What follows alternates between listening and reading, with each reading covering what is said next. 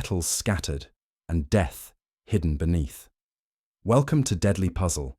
I am your host, Edric Vale. Where are you listening from? Share it below. Your comments make this journey unforgettable. Now, the case unfolds. It was a damp Tuesday morning in Paris, the sort of day when the air itself seemed reluctant to move. Maigret sat at the small table in his office, not behind his desk, but to the side, in the corner, where the old radiator clanked in irregular bursts. His overcoat hung on the back of the chair, collar slightly turned up, as though he might leave at any moment, though he had nowhere in particular to go. A pipe, barely lit, smouldered between his fingers, and a thin line of smoke drifted upward, bending in the draught from the cracked window. The rain had been falling since before dawn, soft and steady, tapping against the glass in a rhythm too lazy to become urgent.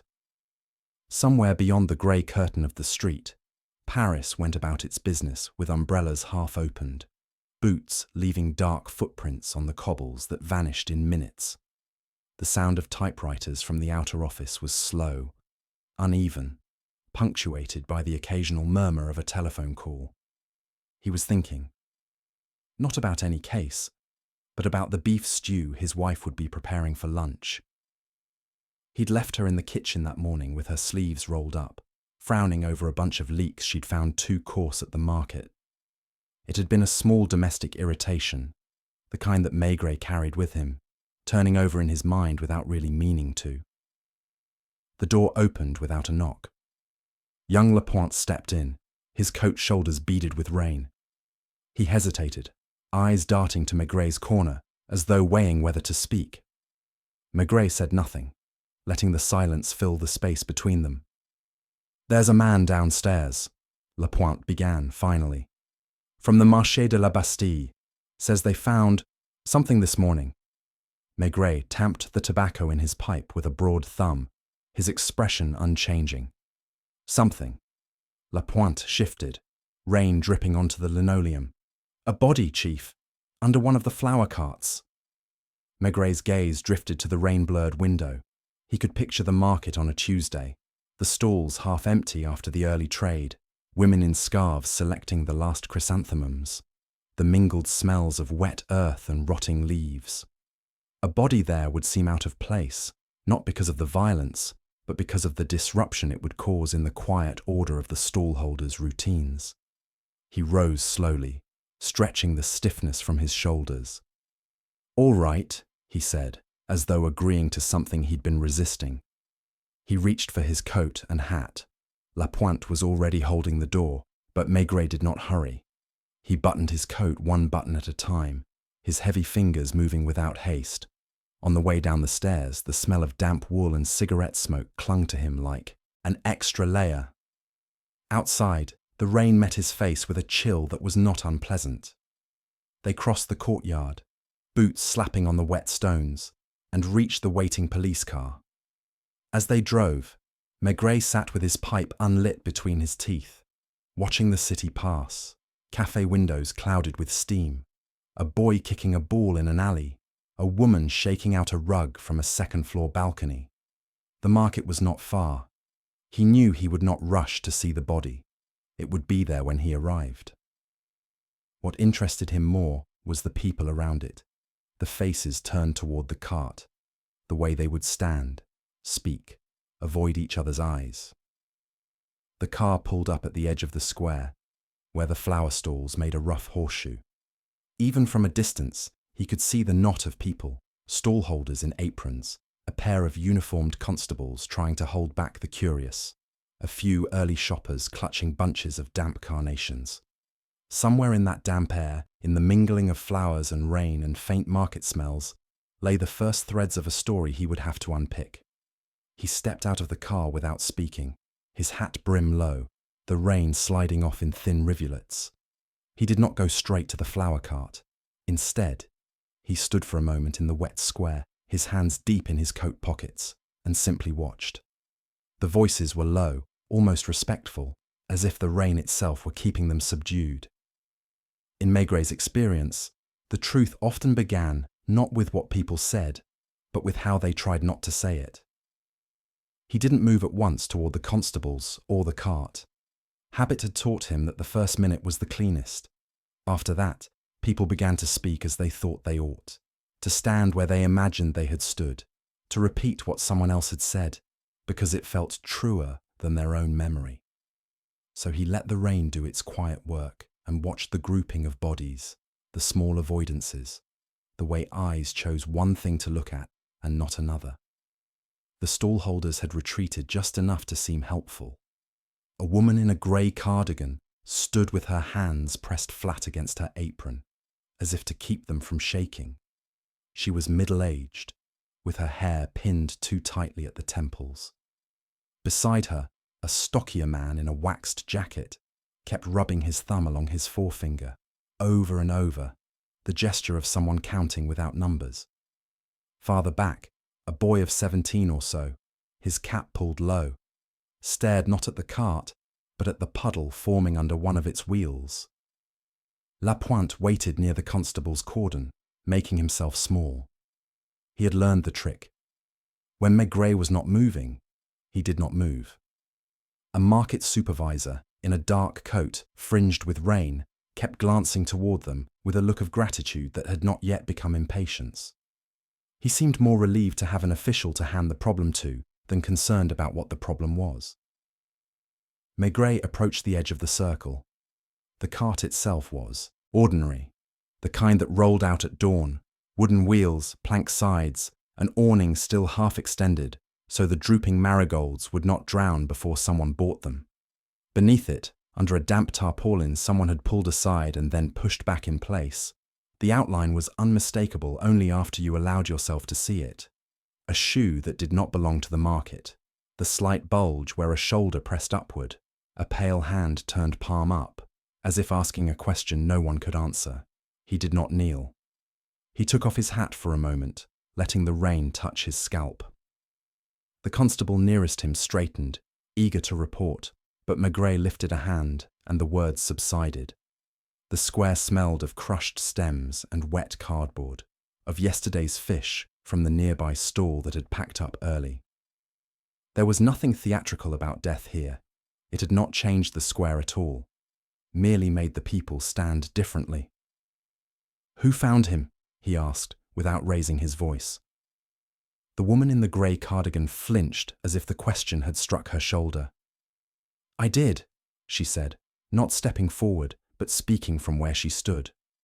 "I keep the dahlias. It's my cart." "You rolled it out this morning?" She nodded once. A drip fell from the edge of the awning and hit the back of her hand. She did not brush it away. "What time?" 5:30. It was still dark." "You didn't see him then?" "No." Her mouth tightened. "I'd have screamed. I didn't. It was only when I went to lift the tarpaulin to get the crate. It was heavier than usual."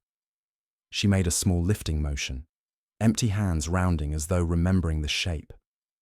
"I thought the wood had swollen from the rain." "What's your name?" "Madame Vigue," she said. "Simone." He let the name sit between them a moment, as if to be sure it belonged to her. "And you?" he asked the stocky man with the counting gesture. "Roche," the man said. "I sell geraniums, across the way." He jerked his chin toward a table of plants whose leaves glistened darkly under the rain. She called out, "I came. That's all." Maigret looked at the boy who was staring at the puddle. "You?" The boy shrugged without defiance. "I help with the heavy things," he said. "For coins, not just for her. Anyone." He glanced at Madame Vigue as if to make sure she would not contradict him. "This morning I was late." "Your name?" "Thierry." "What time did you arrive?" "After 6. The bus—" He stopped. "I came as soon as I could." Maigret nodded. He was not measuring minutes. He was listening for how they arranged themselves. The supervisor in the dark coat cleared his throat. "I'm Doucet," he said. "I manage the Tuesday market for the district office. We cannot keep the place closed indefinitely, Chief Inspector. There are permits, deliveries." "Of course," Maigret said, as though agreeing with the weather. "We'll be quick enough." He stepped closer to the cart, lowered himself at last, and touched the edge of the tarpaulin with 2 fingers, as if it might object. He folded it back a little, no more than necessary. The hand that had shown itself was clean, not the hand of a labourer who had lifted crates. There was a wedding band, plain and tight. The cuff of the shirt was damp, the fabric too fine for the market. He did not uncover the face. He had no need for it yet. La Pointe, he said quietly. See if he has papers. His voice implied that the boy and the supervisor and the woman would not watch while it was done. La Pointe crouched, efficient, but not hurried, slid his hand along the inside pocket of the raincoat the man wore, then the other side, then beneath the lapel. He produced a wallet, dark leather, swollen with the damp. He opened it, glanced at the contents, then looked up. Identity card, he said. Henri Lachaume, 43, address in the 11th. He paused. A bank card, some notes, nothing much else. Maigret did not take the wallet. Put it back for now, he said. He remained on his heels, looking at the shoe again. Polished, but something about the polish bothered him. A thinness, as if it had been applied hastily, or to hide an older scuff. He stood. Henri Lachaume, he said aloud, to no one in particular, tasting the shape of the name against the market air. Not a name I know. He turned to Doucet. Do you? Doucet spread his hands in a way that meant he might have known the name if only it had come to him. We have a Lachaume who sells olives on Thursdays, he said, doubtful. But that's a different Lachaume. This is Paris. Indeed. Maigret looked at Madame Vigue. She had begun to rub her thumb along the edge of her apron, copying Roche without realizing she had copied him. You didn't touch the body, he said. It was not a question. She flushed, almost offended. Number I know better than that. Who covered him? The constable, she said at once, relieved to have a correct answer. The constable shifted. It was raining, he said, apologetic. I didn't want... It's all right, Maigret said. He's past minding. He made a slow circuit of the nearest stalls, hands in his pockets, head a little forward, as if listening to a wind that came from the stones. At the fishmonger's, the tiled counter was mostly bare, a smear of silver scales left to glitter like fallen confetti. A crate there had been moved and put down again at a slight angle, leaving a clear square on the wet pavement. A table of chrysanthemums had a line of water beading along the back edge, not the front, as if the awning above had been adjusted after the rain began. He filed the details, without asking himself if they were details at all. Did you hear anything in the night? He asked a woman, who was wiping a chair at the café that edged the square. She was old enough that she no longer coloured her hair, her mouth pressed in a line that had been a smile once. In the night, she repeated. I sleep like a chair these days. I wake if a shadow moves. She looked toward the cart, lowered her voice though there was no need. I saw the watchman do his rounds. He limps. You can hear him before you see him. I saw a van at 2, bakery delivery. I saw a couple with a dog at 4. The dog didn't like the rain. I didn't see a man crawl under a cart to die. Not yet, Maigret said. You've not seen that yet. She gave him a look that might have been gratitude for the precision of his phrasing. La Pointe returned with a paper sack held away from his coat so the wet wouldn't soak through.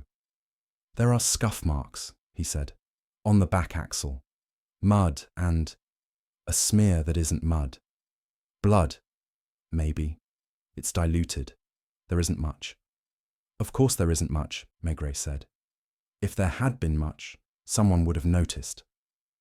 He stood in the centre of the square again, as if taking his place on a dull stage. The market had begun to fidget. People wanted to buy their flowers, to get out of the rain, to have their morning proceed along the grooves it knew. Doucet shifted from foot to foot with the energy of a man whose job was to keep the machine running. Open the far side, Maigret told the constable. Just the far side for now. Let them work. But no one moves this cart. No one. He felt the collective relief spread like warmth, though the rain did not change. Conversation started again, though in lower tones, as if the square had learned how to speak around what it could not name. He went back to Madame Vigue. "You sleep near here?" he asked. She shook her head. "In the 20th. I take the bus. It's not so far." "And the cart?" "It's stored 2 streets away, in the yard behind the laundry. We bring it out in the morning. We lock the yard at night." "We?" She lifted her chin toward Thierry without looking at him. "When he's early. Or Roche. Or I do it alone." "It depends." "Last night." "Alone," she said. "I locked it alone." Roche shifted. "I can vouch for her," he said quickly. "I saw her lock it. We were both leaving." Madame Vigue shot him a glance that did not welcome his chivalry. "He saw me close the gate," she conceded. "He did not see me turn the key." "Where is the key?" "In my pocket, where it always is." She put her hand there, but did not take it out, as though doing so would be to submit to something she disliked. "There are 2 keys?" "3, said Doucet too eagerly. "One at the office, one with Madame Vigue, one with old Boulard, the laundryman." "Boulard is here." "He doesn't come in on Tuesdays," Doucet said, looking aggrieved, as if this personal failing had created the morning's difficulty. "His niece opens." Maigret watched a man cross the square with his head down and his coat collar up, step around the cordon without looking, and continue without apology. It was Paris that was passing through the investigation, not the other way around. "Send someone for the laundry key," he said to Lapointe. Quietly. Then, after a pause, "And ask at the office for the duplicate. I want to see which key looks as if it has been used." Lapointe went, stepping lightly over the small stream running along the curb. Maigret turned to the cart once more. He thought of the stew his wife would have on the stove by now, the way she would taste it with the side of a spoon, judgment in the tilt of her head. He thought of how a cart became heavier by a fraction, how a tarpaulin resisted more than usual. None of it was much, and yet people lived entire lives on such differences. He leaned down again, not to move the tarpaulin but to look along the damp pavement under the cart. The mud there told its own quiet story. A shoe had slid, heel crooked slightly inward. The slide had the slowness of someone who had not expected his foot to move at all. He straightened. "Madame Vigue," he said, "did you have chrysanthemums yesterday?" She blinked, surprised. "Yes, the yellow ones went quickly. The white stayed." "And last Thursday?" He didn't know why he said Thursday. It was as good a day as any other to anchor memory. "The same," she said after a moment. "Why?" He shook his head. "No reason." He had noticed the white petals clinging to the tarpaulin's edge, flattened there in a pattern that was less random than it wanted to be. He had noticed that the backs of the petals were clean, as if they had been dusted off and put back again. A van rumbled up and stopped too close to the cafe. The driver leaned out and shouted that he couldn't be late. The baker would skin him. Doucet hurried to mediate, relieved to have a problem he could solve with gestures and a voice of authority. The constable came to him then, wary. "Shall we remove the body now, Chief?" "Not yet," Maigret said. He spoke more softly than before. "He has been under there all night. He can be under there another 20 minutes. I want to see the yard first." Lapointe reappeared, damp hair pasted to his forehead.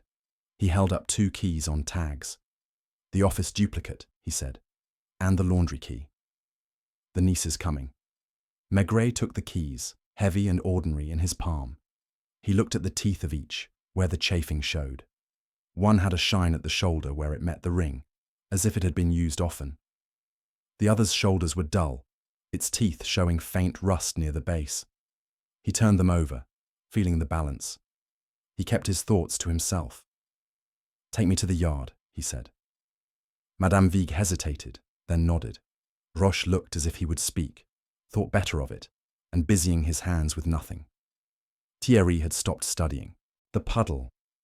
He was looking at Maigret now, with a concentration that might and might not be fear.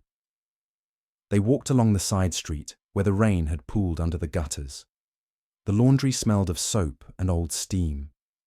Behind it, the yard was enclosed by a wall of brick as tired as the rest of the neighborhood. The gate took the key without complaint. Inside, the ground was packed dirt, not yet entirely mud despite the weather. Long grooves showed where the cart's wheels had been pulled and pushed day after day. The grooves deepened near the gate, then ended with a small ridge where a wheel had lifted. Maigret stood just inside the gate and breathed. He had the impression you get in a room after someone has left in a hurry, air that has not settled, a silence that remembers voices. In one corner, a stack of crates leaned, a narrow ladder against it. A tar stain marked the wall at shoulder height. "Is anything missing?" he asked. Madame Vigue squinted, considering the question. "No," she said at last, "unless you count time." He nodded once, an acknowledgement that she had given more than a literal answer. He crouched and touched the edge of a wheel track. It collapsed under his finger with the softness of damp cake. Near the gate, a patch of drier earth showed a faint footprint, toes outward. He did not measure it. He only looked at the direction it faced and how it overlapped an older mark. He straightened. The rain had softened to a fine mist, more intimate than the earlier shower. He replaced his hat and glanced at Lapointe. "We'll bring him out now," he said, not because anything had changed, but because it was time. As they returned to the square, the market had resumed its unremarkable life around the small pause at its heart.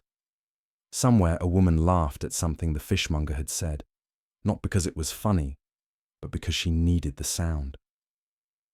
The cart waited as it had waited all night, its wheels sunk a little deeper now into the softened ground. Maigret stopped beside it. He knew the rest would come with the same ordinary steps. The lifting, the stretcher, the name spoken to a wife or a landlady, the slow gathering of facts that were not facts until someone felt them settle into place.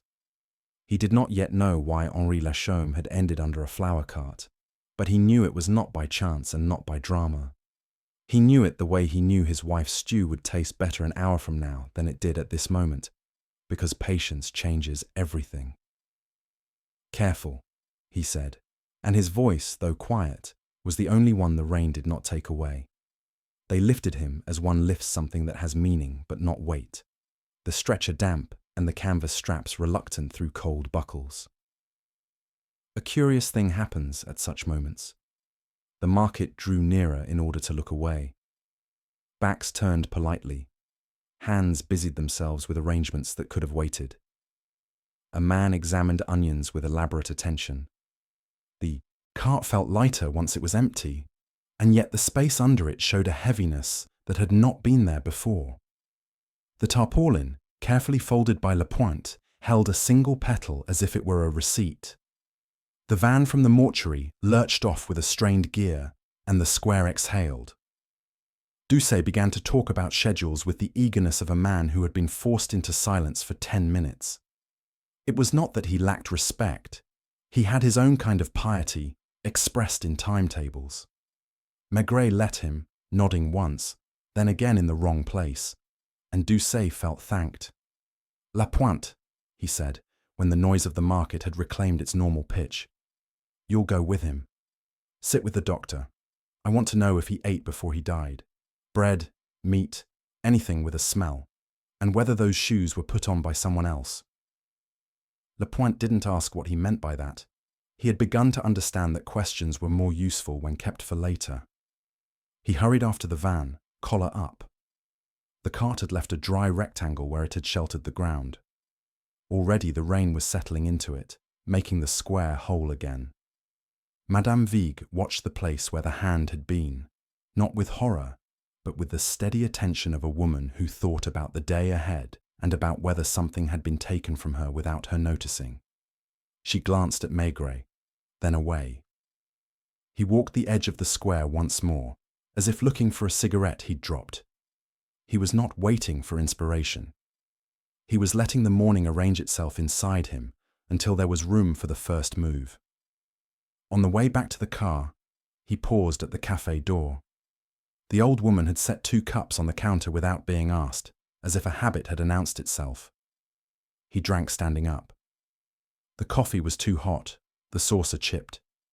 He put a coin on the zinc and said, "Your watchman who limps." He passes at what times? She didn't need to think. Midnight, 2, 4. If it rains, he does it faster. He hates the rain. And last night he passed? He always passes. He's a metronome. Maigret nodded. "Tell him, when you see him, that we're looking for him because we need him to be himself." It sounded like a joke. It was not. In the car, he did not tell the driver where to go at once. He looked at the rain as if it were a map. Then, Rue Saint-Sébastien, the 11th. We'll start with a door. It was the sort of building that had learned to stay out of the way. 4 floors, a façade that had not been painted in the memory of the concierge, a courtyard that smelled of cabbage and wet coal. The name on the bell matched the card from the wallet. La Chaume, 2nd floor, right.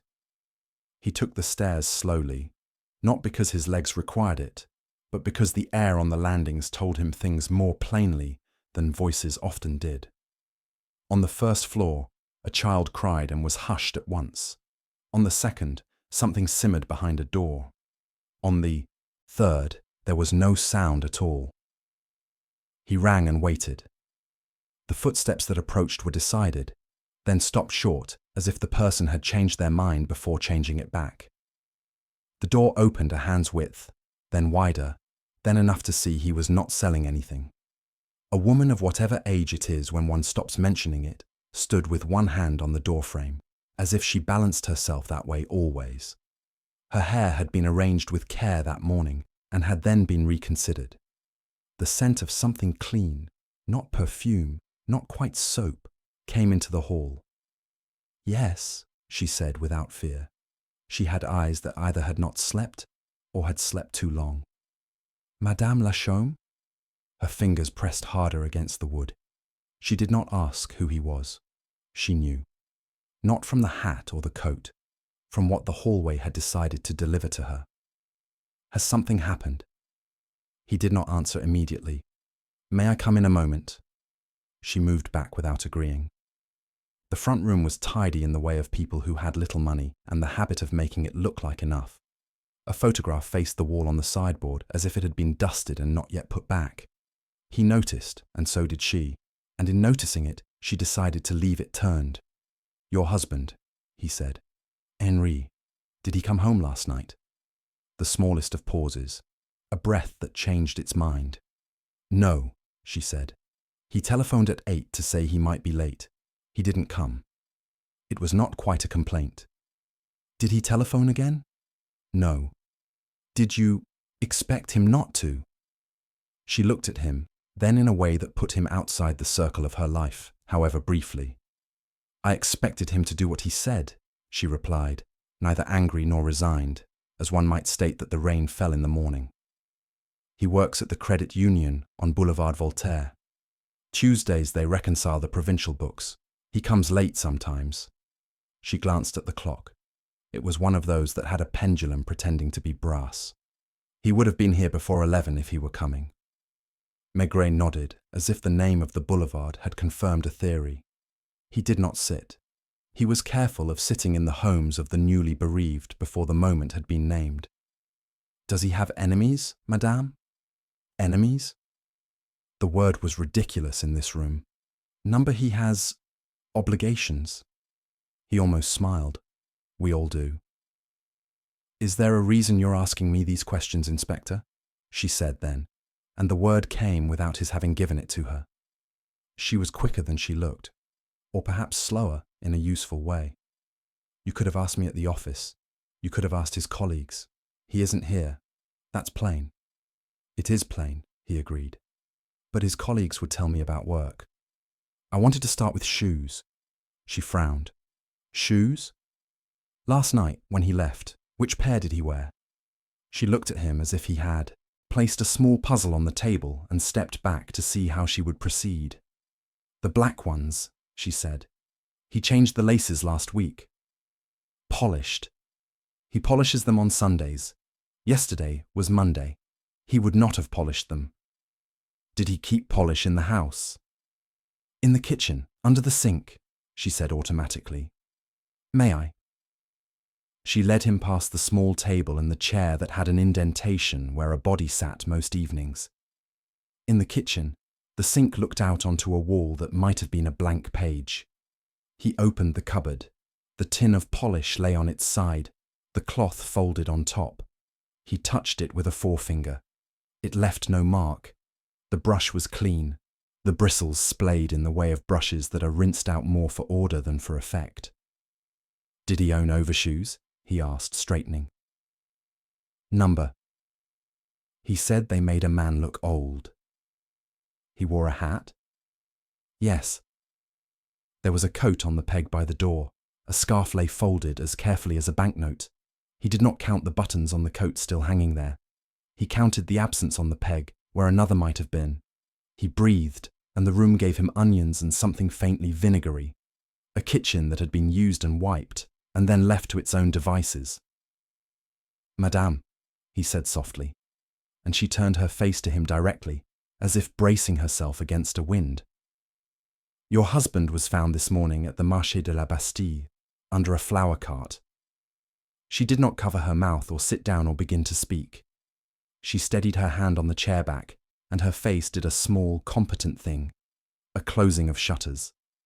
The tears, when they came, were practical. They did not demand attention. They required a handkerchief. She took one from her sleeve with an economy that made him think of lists. "He is—" She did not finish. "He is dead," he said, "because words are sometimes doors." She closed her eyes for a counted second, then opened them. "No one had reason," she said, and it was not a defense but the repetition of an accepted fact, as one might say there was not enough sugar to make a cake. "Reason is cheap," he said, not unkindly. "Opportunity costs more." She sat now, finally, because sitting was work she knew how to do. "You said shoes," she murmured, drawing the handkerchief through her fingers. "Why do you ask about shoes?"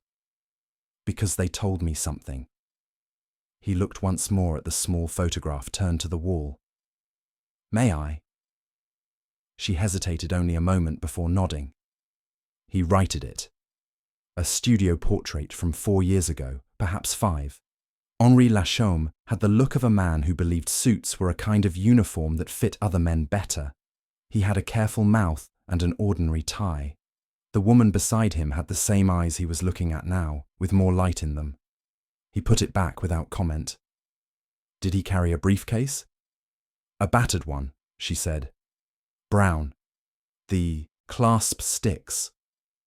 "It isn't with him," he said, though she had not asked. "We will look." She raised her head. He would not have left it anywhere. "No," he agreed. He would not. When he left, the concierge met him at the foot of the stairs with her arms folded in a way that meant she was ready to tell the truth and something else besides. "He wasn't in last night," she said, stopping him before he spoke. "I hear the stair when men come back after 10. I didn't hear it. But I heard the door at 8:15. She went out with trash. She waited longer than trash takes." "People are allowed to wait," he said. "They are," she agreed. "But they don't usually practice." On Boulevard Voltaire, the credit union's foyer had the false marble of municipal dignity. A young man with a pencil behind his ear told him that Monsieur Lachaume had not come in by 9, which was noticed by 10:30, and spoken of aloud at noon. "He called yesterday to say he would be late," the young man said, as if reading from a page. "But he did not say he would be absent. Monsieur Renier has the keys to the safe. Monsieur Lachaume assists." "Assists," Maigret repeated. He looked at the clock on the wall. "Monsieur Renier is in?" "In, but at lunch," the young man said, glancing at the rain beyond the glass. "He will return. He always returns." Does Monsieur Lachaume have friends? The young man tilted his head. He goes home, he said, as if that answered everything. He sometimes stops at a cafe on the corner. He has a beer and reads the racing results without betting. He looks at them the way some look at the cinema posters. And enemies? Please, the young man said, with a small dismissive smile. It is a credit union. All the more reason. The smile faded. Monsieur Regnier will return, he repeated, as if the running of the world depended on it. Back in the corridor, Maigret stood near the window and watched the rain smear the streetcars into lines. He took out his pipe and did not light it. His thoughts were not facts. They were a pressure along the brow, a weight behind the bridge of the nose, shoes that had been polished too recently, a hand too clean for the underside of a cart, a key that showed use where it should have shown more, a body under flowers, where the water falls steady and the petals hide what they are given. He thought of Madame Lachaume's hand on the chair back, steadying. He thought of the concierge listening to stairs as if they were a kind of music. He thought of Lapointe at the mortuary, of the doctor frowning and saying something that would not sound like a conclusion when first spoken. On his way out, he nearly collided with a dark figure coming in from the street, rain shining on a hat rim like a worn coin. Inspector Lognon, as gloomy as a January bakery, stopped, scowled as if being seen confirmed his worst suspicions about visibility, and nodded without warmth. You took it, Lognon said. Of course you took it. I found it, Maigret said. Lognon sniffed. Bodies pile up in rain, he muttered. They wait for you like pigeons wait for crumbs. Do you have crumbs for me? Maigret asked, without malice. Lognon made a face. Not yet, he said. But I have the feeling of crumbs. Ah. They stood a moment, two men in the draught, letting the building's heating cough its regular little coughs. Your man, Lognon said finally. He was not robbed. I had noticed. And he ate. Not enough to speak of, but he ate. Cheese. Or something that wanted to be cheese. The doctor said so, and there's a mark on his ankle. Small. From a chain at a bicycle rack, perhaps. Or from nothing at all. You know how doctors are. I do, Maigret said. Thank you. Lognon grunted. I hope it's one of your tidy ones, he said. I have a plumber who drinks on Tuesdays. Tidy, Maigret said, and the word did not fit under his tongue.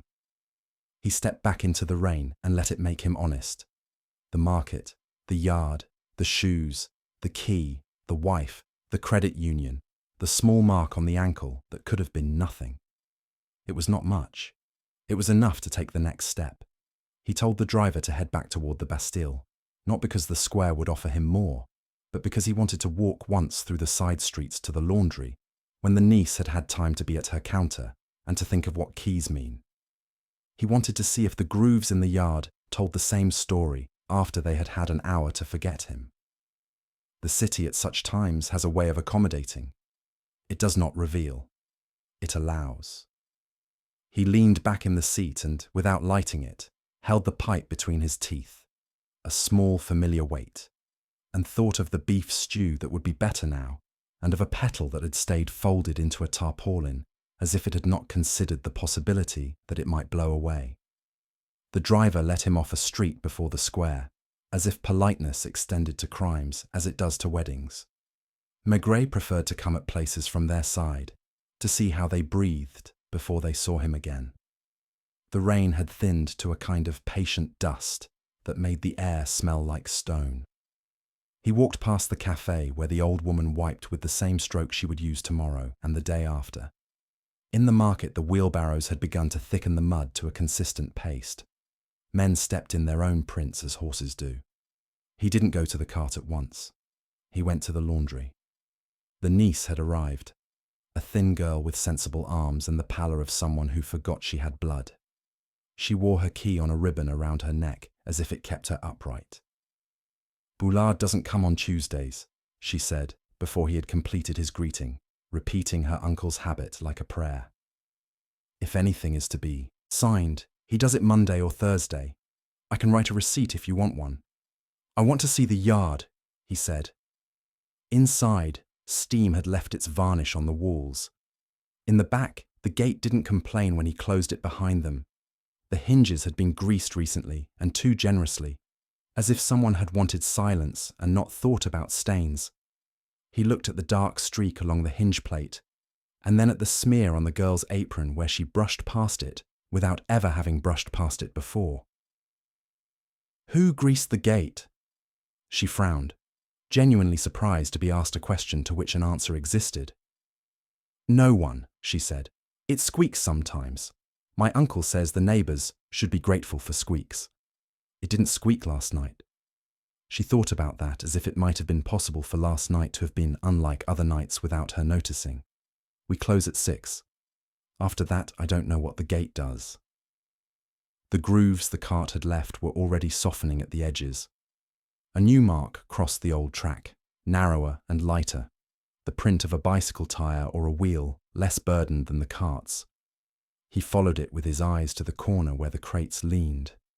The ladder had a rung that was not like the others, newer wood, the colour not yet beaten by the weather into the yard's dullness. On the ground below lay a square of waxed paper, creased and still faintly carrying a smell that had outlived its meal. A strong, homely cheese, the kind men cut too thick at the end of the day. He picked the paper up and held it near his nose. The niece watched him, unalarmed, as if policemen sometimes smelled refuse as a method. We had a customer come late yesterday, she offered, trying to be useful. For tablecloths. He wanted a size we don't carry. He spoke as if he were used to getting things. Describe him. She made a face that was not unkind. The kind who doesn't need describing. Proper. Hat like a lid. A scarf. Red. But not as if he wanted anyone to notice. Did he ask about the yard? He asked whether the back was safe, she said, then grew puzzled. Which I thought was about thieves. I told him the limping watchman came by. He seemed pleased by that, which was strange. Strange? If you worry about thieves, you don't like to hear that a man won't catch them, she said simply. He rolled the wax square into itself and put it in his pocket, not because it would become anything, but because it felt like a piece of a life. The bicycle line ended near the gate. He looked for a chain's imprint and found only the suggestion of one, the ground roughened in a way that could have been anything. He had long ago made peace with the way the world refused to underline the important part for him. The watchman was easier. He was at the cafe with a bowl of something too pale for coffee and too dark for milk, resting his wrenched foot on a second chair. He had the face of a man who grudged everyone 3 seconds of their day and gave them 5. You limp faster in the rain, Maigret said. The watchman looked at him without surprise. Men who move through the night with keys and small authority always know the voices that can add to or subtract from their little territories. I limp the same, he said. The world goes quicker around me. You passed at midnight, 2 and 4. She tells more than she serves, the watchman muttered toward the old woman, who ignored him in the way women ignore the men they have known too long. At 2, there was a van stuck on the curb and a driver swearing under the hood, as if that would keep the rain out of the engine. At 4, he hesitated, not as if choosing a lie, but deciding whether a truth was worth the trouble. At 4, the laundry gate did not squeak. That's how I knew it opened. You saw it open? I heard a hinge not complaining, he said, with a small professional pride. And I heard a chain drop and picked up again. Not the big chains they use for dogs, a key ring or a little bicycle lock, a small impatience. You can tell in the night when a man is angry by the way little things sound. He sipped his bowl. I didn't see who. I don't go in yards. I pass. It's what I'm paid to do. Did a dog bark? Around 4? He looked over the rim of the bowl. The same miserable dog barks at everything at 4. It's not evidence, Inspector. It's a habit. And a man with a red scarf? The watchman thought. 3 nights back, he said, looking in the glass at himself when the shops are closed. That kind of man. The kind who uses a yard as a corridor? The kind who believes corridors move aside, the watchman said. Back in the square, the cart, freed now of its awkward charge, seemed less a piece of evidence than a piece of furniture. It had taken its place again among the market's possessions. Still, the space under it held a secrecy, like a bed pulled away from a wall revealing the dust. Roche had returned to his geraniums. He spoke to each plant with the tenderness of a poor man protecting his inventory. Thierry was nowhere he wasn't supposed to be, which is a way of being present that fools no one. Thierry, Maigret said, when the boy materialized as if called from a pocket. You were late this morning. The boy looked defensive and relieved in the same breath. The bus. And yesterday you were early? Thierry's mouth made a change that wasn't an answer. Sometimes. What time were you in the yard last night? Maigret asked, without sharpening his voice. Before the lock squeaked or after? I don't, Thierry began, then startled himself with a choice. I came after dinner, he said too quickly, to take 2 crates. Madame Vigue said I could if I stacked them right. My brother, Maigret, waited. Patience is something you can put on the table like bread. It persuades people to eat. My brother needed them, Thierry said, for his stand at the flea market, only for a day, to lift the things from the ground. He has a cough, the damp. Your brother has a cough, Maigret repeated, making the sentence safe. You have a key? Thierry shook his head so hard his cap moved. I hopped the wall, he said, with the pride of a boy who could climb the world if it gave him 2 bricks. It isn't stealing. Madame would say yes. She always says yes when I ask proper. Only it was late. I didn't want to knock. And you hopped the wall after 4.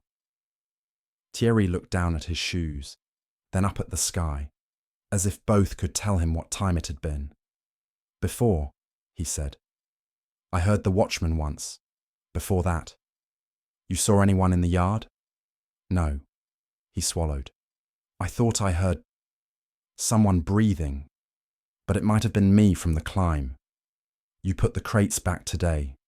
Yes. Good. He touched the boy's sleeve, not unkindly.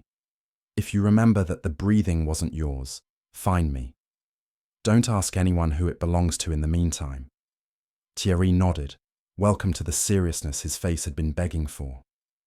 Doucet approached with his ledger under his arm, the words already queuing behind his lips. We must open the rest, he urged. The day does not wait. It rarely does, Maigret said. Open it.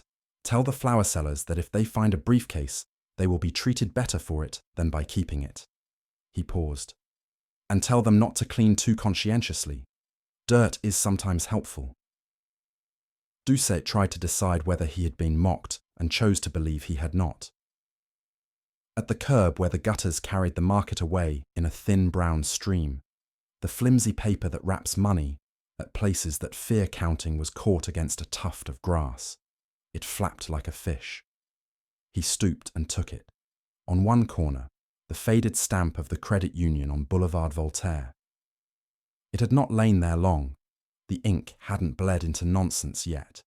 He folded it and put it with the cheese paper. One doesn't find proofs at gutters. One finds reassurance that one is walking on the correct side of a street. Lognon appeared again, having rehearsed a complaint on the way from wherever he had come. He held his hat in both hands, as if presenting it for inspection. Your fellow, he announced without preamble. He hasn't got the kind of marks that satisfy anyone. Small bruise at the back of the head. Not enough to be the end of a man like him. Lungs a bit waterlogged, but that could be the morning's charity. And the stomach. Cheese, Maigret said. Lognon scowled, cheated of a disclosure. Cheese, he conceded. And bread. The rough kind, not café bread, home or a cheap bar. And his shoes. Shined with impatience, Lognon said, with uncharacteristic poetry. Best the doctor can say is they weren't walked in long after. The soles aren't scraped like a man who found the market in the dark. Someone put him where we found him, Maigret said, and the square, which had known that since dawn, agreed by doing nothing at all. His watch stopped at 3:30, Lognon added, then frowned. But you will tell me that watches don't stop when men do. They stop when water tells them to, Maigret said, and sometimes when the man washing his hands bumps them against the sink. Lognon blinked. You think he died in a kitchen? I think kitchens are where bread smells of knives, Maigret said, and Lognon, after a moment, decided not to ask him to explain it. He crossed to the cafe and asked the old woman for the telephone. It was heavy enough to remind the hand it had a task. He dialed his home by habit, not because he needed food, but because a voice can set a day into the shape it should have had all along. She answered on the second ring, and in the background he heard the spoon against the pot, the soft roar of something that would be stew even if it had started as water. You are late for lunch, Madame Maigret said, and managed to make it neither reproach nor question.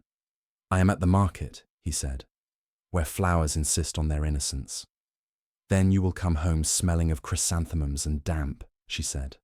A pause. Don't put polished shoes near the stove. They crack. Men don't know that. Do they? He said, and he could hear her smile travel the line.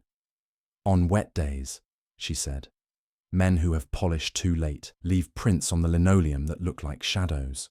Put the rug down, or you'll see them all afternoon. He thanked her for nothing and for everything, and hung up. There is a way in which domestic sentences fall into a man's pocket with the others and change what they lie against. He stepped back into the square and let his eyes move without fixing. Roche fussed his geraniums as if a gust might scold him. Madame Vigue had set the dahlias back in an order that pleased no one but herself. The awning over her cart was adjusted again, this time too far forward, a generosity to flowers that had already learned how to be wet. A man at the far edge of the market, scarf modestly red under his coat, studied a poster tacked to a lamp-post as if reading news there that required secrecy. He was careful not to look at Maigret, which is one way of inviting a man to do just that. La Pointe will like you, Maigret murmured, to no one. He let the man with the red scarf walk away, because following someone then and there would be a kind of clumsiness. He had a briefcase-shaped hole in the morning and a yard that had lost its squeak. He had a small watch that had chosen 3:30 as a reasonable moment to be no longer responsible for time. He told the driver to take him along Voltaire in the direction of the credit union. On the way, he watched the pavements as if expecting to see a rectangle of brown leather peer from a doorway out of shyness. He didn't find it. He stopped at the corner cafe where the young man had said La Chaume sometimes looked at the races and ordered a beer he had no intention of finishing. He was in last night, he asked the barman, who had forearms that made barrels seem like teacups. Not last night, the barman said. Saturday, as usual. He sits at the second table. He reads and doesn't speak. The sort of man you only miss when he isn't missing. With anyone? With himself, the barman said, then reconsidered. A man stood him a drink once, 2 weeks ago. A man who looked like he didn't stand men drinks as a habit. Thin. A scarf. Red, but like a shade women choose for their lips when they don't want men to notice they're wearing any. Did they talk? They used words. Whether that's talking, I couldn't say. And our man left with his briefcase. Always. He paid and, out of an old superstition, straightened the glass on the clean circle the barman had left on the counter. Back outside, the rain had the feel of a day making up its mind. He put his hat on and walked without hurry, the bank to the right, the market behind him, a kitchen somewhere where a watch could be struck against a sink, the way a thought strikes a skull when it wants to be noticed. He didn't have a decision. He had a next place to stand. For a policeman like him, it was enough. Renier had returned and made a ceremony of settling into his chair, as men do who believe furniture gives them gravity. He was thin without being spare, his suit a quiet brown that did not trust itself with stripes. No red scarf, a beige one, folded in a drawer, as if clothes too bold might overhear confidential figures. He stood when Maigret entered, not out of warmth, but because etiquette has the sturdiness of furniture too. You have questions, he said, as if this were the most reasonable thing a policeman could have. I always have the same question, Maigret said. Who are your people when they are not at the desk? Renier gave a small amused breath that passed for a laugh among men who sign papers for a living. We are a credit union, Chief Inspector. Our people are the kind who prefer a steady clock. Clocks stop, Maigret said, and let the silence notice it. Renier's gaze flicked to the glass-covered timetable on the wall and back, privately irritated by a dust mote that did not exist. Monsieur Lachaume assisted me, he said. He had the second key to the safe. On closing, he noted totals, prepared deposit slips for the morning collection. We serve many small traders, you will know the types, of the Bastille and the Popincourt. They like to pay in person to see a face matching their francs. He paused. On certain Tuesdays, a representative from the cooperative comes to reconcile credits. We had such a gentleman last week. He stays at a hotel near the canal. A man of lists. Name? Savin, Renier said, and watched the name leave his mouth. Auditor for the regional body. Efficient. Broad knowledge of how things ought to be. He met with us 2 weeks ago, and again yesterday. Does he stand men drinks? Renier blinked. I cannot say what he does after he leaves here. He asked precise questions about our courier routine. We explained. Deposits are taken early, envelopes sealed at night by the assistant. The safe is opened in the morning by me. He gave a small wet smile, as if such order would oblige the world. If you ask whether we have had irregularities, I will answer as any man answers. None that we can see, and all that one can imagine. Yesterday, after 8, did Monsieur Lachaume call? Yes. He said he might be late. Did he speak to you of debts? His own? Renier's face did a thing carefully trained not to move. He earned enough to live as he lived. Which is to say? Renier considered whether a policeman already knew the answer, and whether it was better to be frank or to perform frankness. Modestly. The wife keeps house well. They have no children. Does he ride a bicycle? Now there was genuine surprise, as if bicycles did not belong in the same drawer as safes and envelopes. A bicycle? In his youth, perhaps. He never arrived damp and glowing in the way bicycles make men arrive. Maigret let his glance drift to the hall, where a rack stood that might once have held umbrellas for clients. It held one now, a stiff black stick like an excuse. Is there anything of his still here? A ledger, copies only. He did not keep personal effects in the office. Renier hesitated, then went to a drawer and brought out a plain brown envelope. He left this on the corner of his desk yesterday afternoon labelled, Market, Arrears. I have not opened it. I would have this morning. You will do it for me. Inside were small cards with names written in 2 hands, one firm, precise, the other more generous, with curves. The first hand was the bank's, the second belonged to those who wrote their names much and never went far beyond them. Madame Vieg's name was there, not much in arrears, but crossed once and re-entered, as if a seasonal sadness had thinned the dahlias. Roche's card too, with a note in the margin. Paid in plants this week. Accept? Someone had put a question mark after it in blue ink. Who writes the blue? He asked. My assistant, Renier said crisply. But paid in plants will be Lachaume. He was, kind. He preferred arrangements to penalties. Kindness costs, Maigret said. It buys loyalty, Renier corrected gently, which is the only currency some can afford. And the laundry? Maigret slid the cards as if they were tarots. Boulard pays on Thursdays, Renier said at once. Always in cash. He trusts no paper unless he makes it himself. Savin, the auditor, a beige scarf in a drawer, a question mark in blue. Men like Renier do not choose red. Men who come from elsewhere sometimes do. Where is Savin staying? At the Hôtel du Canal. He said the windows are decent. And he owns a bicycle? I don't census their transport, Renier said. And then a small concession. He wears trouser clips. They leave a neat dent in worsted. A man of order. He arrived once with a splash of chain oil at the cuff. It made him unhappy. When he left, the young man with the pencil behind his ear pretended to look past him with a politeness that didn't have the strength for curiosity. On the street, the rain had the look of varnish. Maigret stood a moment under the arch to watch the sidewalk decide to be itself again. He had a briefcase missing, an envelope with market arrears, men who paid in plants, a watch that had possibly kissed a kitchen sink, an auditor who liked his windows decent. He did not go at once to the hotel. He went back to the Rue Saint-Sébastien. In some investigations, the second visit takes more than the first. Doors remember yes better the second time. The concierge had tucked her elbows into her sweater as if her bones might escape. Bicycles? He asked her in the hall before she could decide to be offended or helpful. In the cellar, she said. We have 3 hooks. One is his. Was. She corrected herself with the sturdiness of a woman who had been correcting things all her life. Empty since yesterday.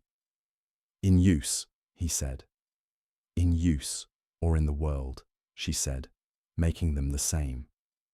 He asked to see the cellar. Keys are a language concierges speak. She led him down into the smell of damp and old paper. The hook marked 2 had a light scuff at the back, where a frame's paint had touched it often. The dust in the semicircle below was disturbed. 2 neat half-moons, where tires had stood and gone.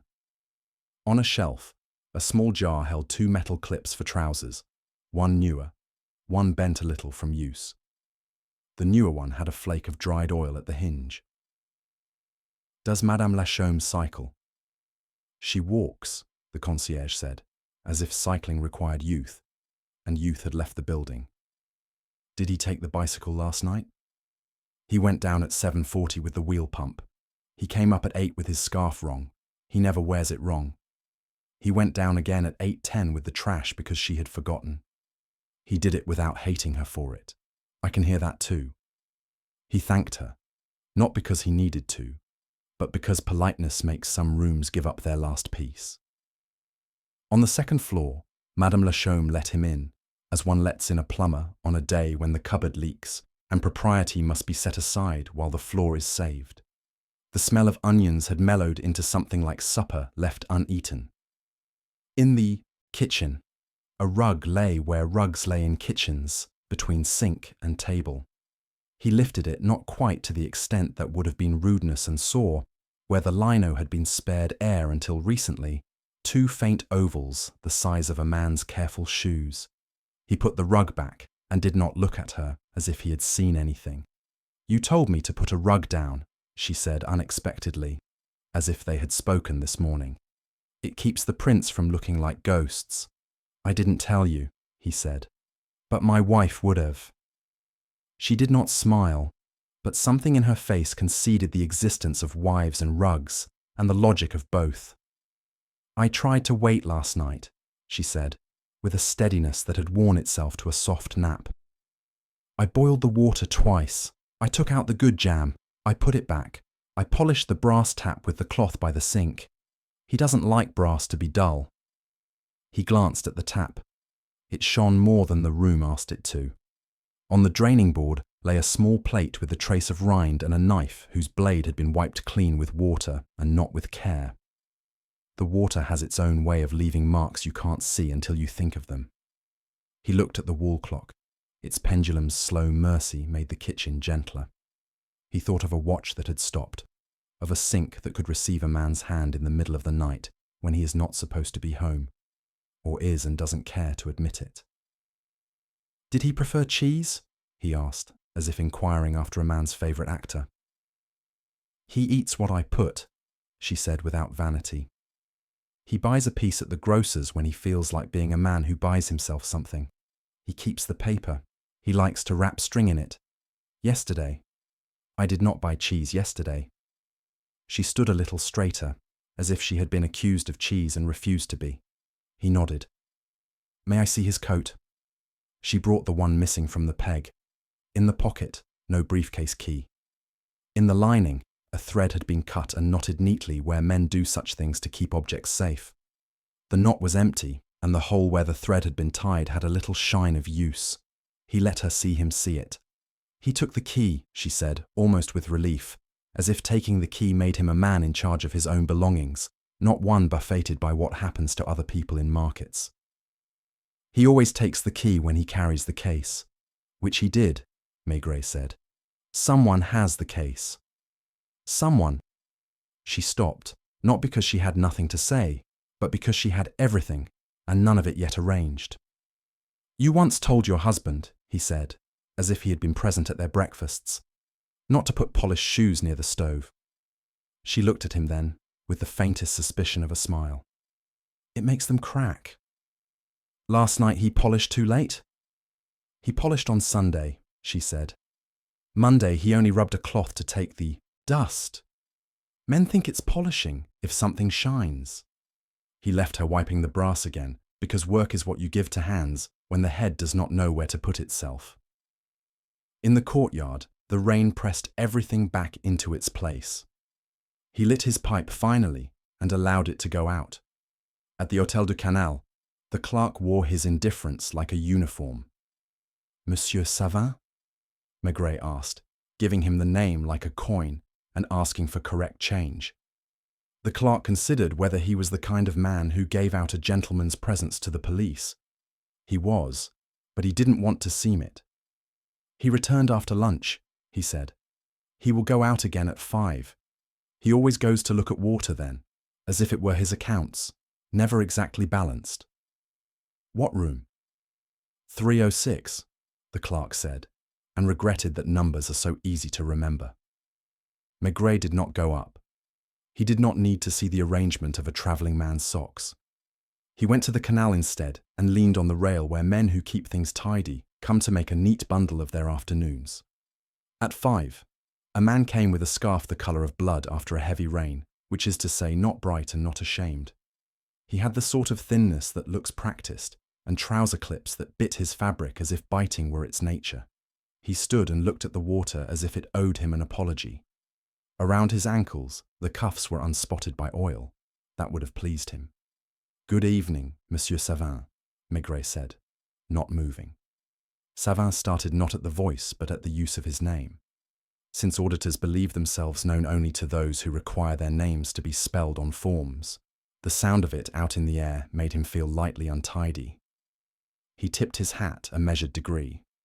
Good evening, he said, crisp enough to be brittle.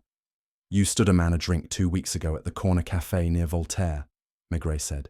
It is kind. I do not often do it, Savin replied. Sometimes I believe in civilization. And yesterday you asked about how one might move, late, through the market quarter, without waking dogs. I asked about security in general, Savin said, his lips barely widening. It is my profession. And in your profession, Maigret said, do men carry briefcases at 3 in the morning? In mine, Savin said, men sleep at 3 in the morning. They stood without speaking then, listening to the water make its small continuous adjustments. Somewhere a bicycle bell sounded in the distance with the exact optimism bells always have. I will be at your office at 9 tomorrow, Savin said finally. We will go over the figures you would prefer to summarize for me. At 9, Maigret agreed. Bring the scarf. It suits the morning. On his way back to the Bastille, he had the driver let him out a street early again. The market had thinned to its bones. The florists tied their unsold flowers with string and put them aside with the resignation of wives who know soup will be made of anything. He stood where the cart had stood and watched the ground brightening as the rain worked its small miracle of erasing. By morning, the square would remember only what people told it. Lapointe found him there, breath in short bursts, collar turned up against a chill that would exist whether he noticed it or not. The doctor says the bruise at the head could be a fall, he reported. Not a blow with intent. People fall politely, Maigret said, and sometimes other people tidy after them. The stomach, I know. And there was soap under his nails, Lapointe added, surprised by the unfairness of it. As if he washed and washed, He did, Maigret said. He saw the brass tap shining, the rug placed to keep ghosts from the linoleum, a woman who had boiled water twice. Find out if our watchman ever stops at the grocer's near the laundry for cheese past closing. He would if they leave the light. Men with keys convince themselves they may knock. Lapointe nodded, already halfway turned. And, Lapointe, ask within the bank how many envelopes go missing before anyone writes a report. I'll try, Lapointe said. You'll wait, Maigret corrected. And they will tell you because they will need someone to tell. The rain slackened to the kind of fine line you see only when you look at it the wrong way. He stood a while longer, hat in his hand, as if paying a courtesy to evening. The city was laying out its night routines, the watchman warming his lame foot, a woman polishing a tap she had polished already, a man in a red scarf reviewing his neatness and finding it in order. Somewhere a bicycle leaned for the second night against a wall that had not learned its name. It was not much. It would be enough tomorrow to move one more thing a small distance to the left and see what stopped shining. He went home on foot, letting the rain take him into the edges of streets he didn't need. The stair smelled of cooking and damp coats. In their apartment, the steam had left its sleepy shine on the kitchen window, and the stew did what stews do when left to mind themselves. Madame Maigret had set 2 plates in a way that meant she would not mention the time. She dipped a spoon, looked at it with the head tilt of a magistrate, added a pinch of something that wasn't salt, and only then turned to him. You kept your hat out in it again, she said, taking it from him anyway, and setting it where hats dry without losing their tempers.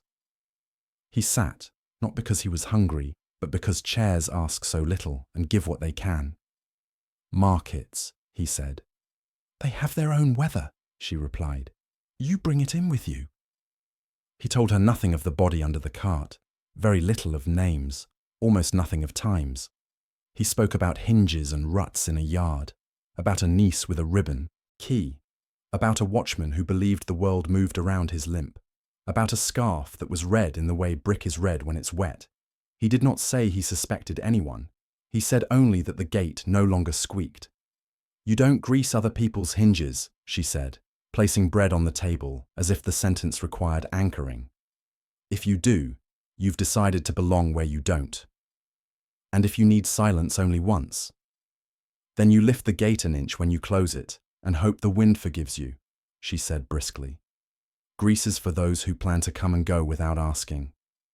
He tore the bread, dipped it, let the heat come up into his face. She watched him, not pressing. You made a face when you said cheese, she added a moment later, as if memory could be stirred like a pot. The paper from the yard still had a smell, he said. Then it was good cheese, she said.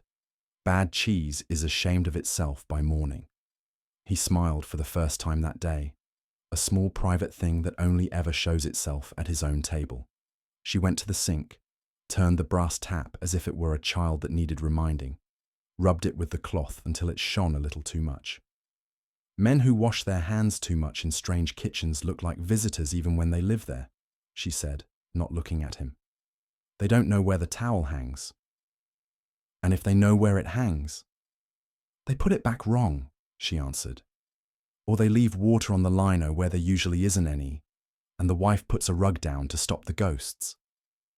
He looked at the rug in their own kitchen, placed for years between sink and table because it made sense and not for any ghosts at all. She turned and touched his shoulder as she passed him, a gesture so light it barely disturbed his coat. You will sleep, she said. Whether you do it near me or near the market is your affair. But if you sleep here, the stew will be better for it in the morning. He slept there. He woke before the city had decided what sort of day to be, and left with his hat still faintly damp. The air had the clean chill that follows a stubborn rain. He walked first to the grocer's near the laundry, because small shops keep their own calendars in the mouths of men who sell, and the hands of men who pay. The bell above the door said good morning twice, once to him and once to his coat. You open early, he said. In markets one is late if one is not already open, the grocer replied. He had the watchful courtesy of a man who had learned to weigh trust and money together. Inspector. You know the watchman. I know the sound of his foot, the grocer said. He buys nothing at this hour. He looks at the sausages and disapproves of them on principle. And yesterday, late. The grocer's mouth did a small calculation. A man came at 11 with precise coins and a precise voice. He wanted a small loaf and a piece of tomé.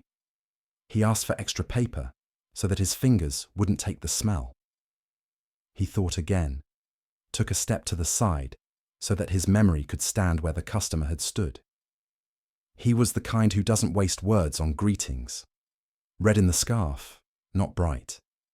He asked whether the watchman's round had changed, as if rounds change. He gave his name. He gave the exact change, the grocer said, as if that was a name. He asked where Rue Saint-Sébastien was in relation to where he was. I told him a child could find it. He didn't like that. He took the cheese, as if carrying a document. Did he come back? Not to return the paper, the grocer said with dry humour. He paid for it, though. Outside, the street had begun to adopt the shape of morning. He crossed to the laundry yard and stood, not going in, listening for the way places hold yesterday. A bicycle bell rang far off, clean and absurdly hopeful. He could see through the slats of the gate that someone had thrown sawdust on the ground near the grooves, a kindness or an attempt to make every story look the same colour. At 9, he went to the Hôtel du Canal. The clerk had perfected the art of not recognising men a second time too quickly. Monsieur Savin? Maigret said again, and the clerk's mouth resigned itself to an answer. He went out to look at the water, he said, stale astonishment around a fresh fact. He is back now. He likes to be back on time when no one asked him to. He rides a bicycle. The clerk blinked as if the question had asked him personally to pedal. He keeps a bicycle at a renter's by the lock, he admitted finally. He returns it by 10 unless the weather is disobedient. Yesterday he returned it at noon and went up to wash. There was a complaint about soap from the woman in 308. She said the hallway smelled like a hospital. Does the renter give receipts?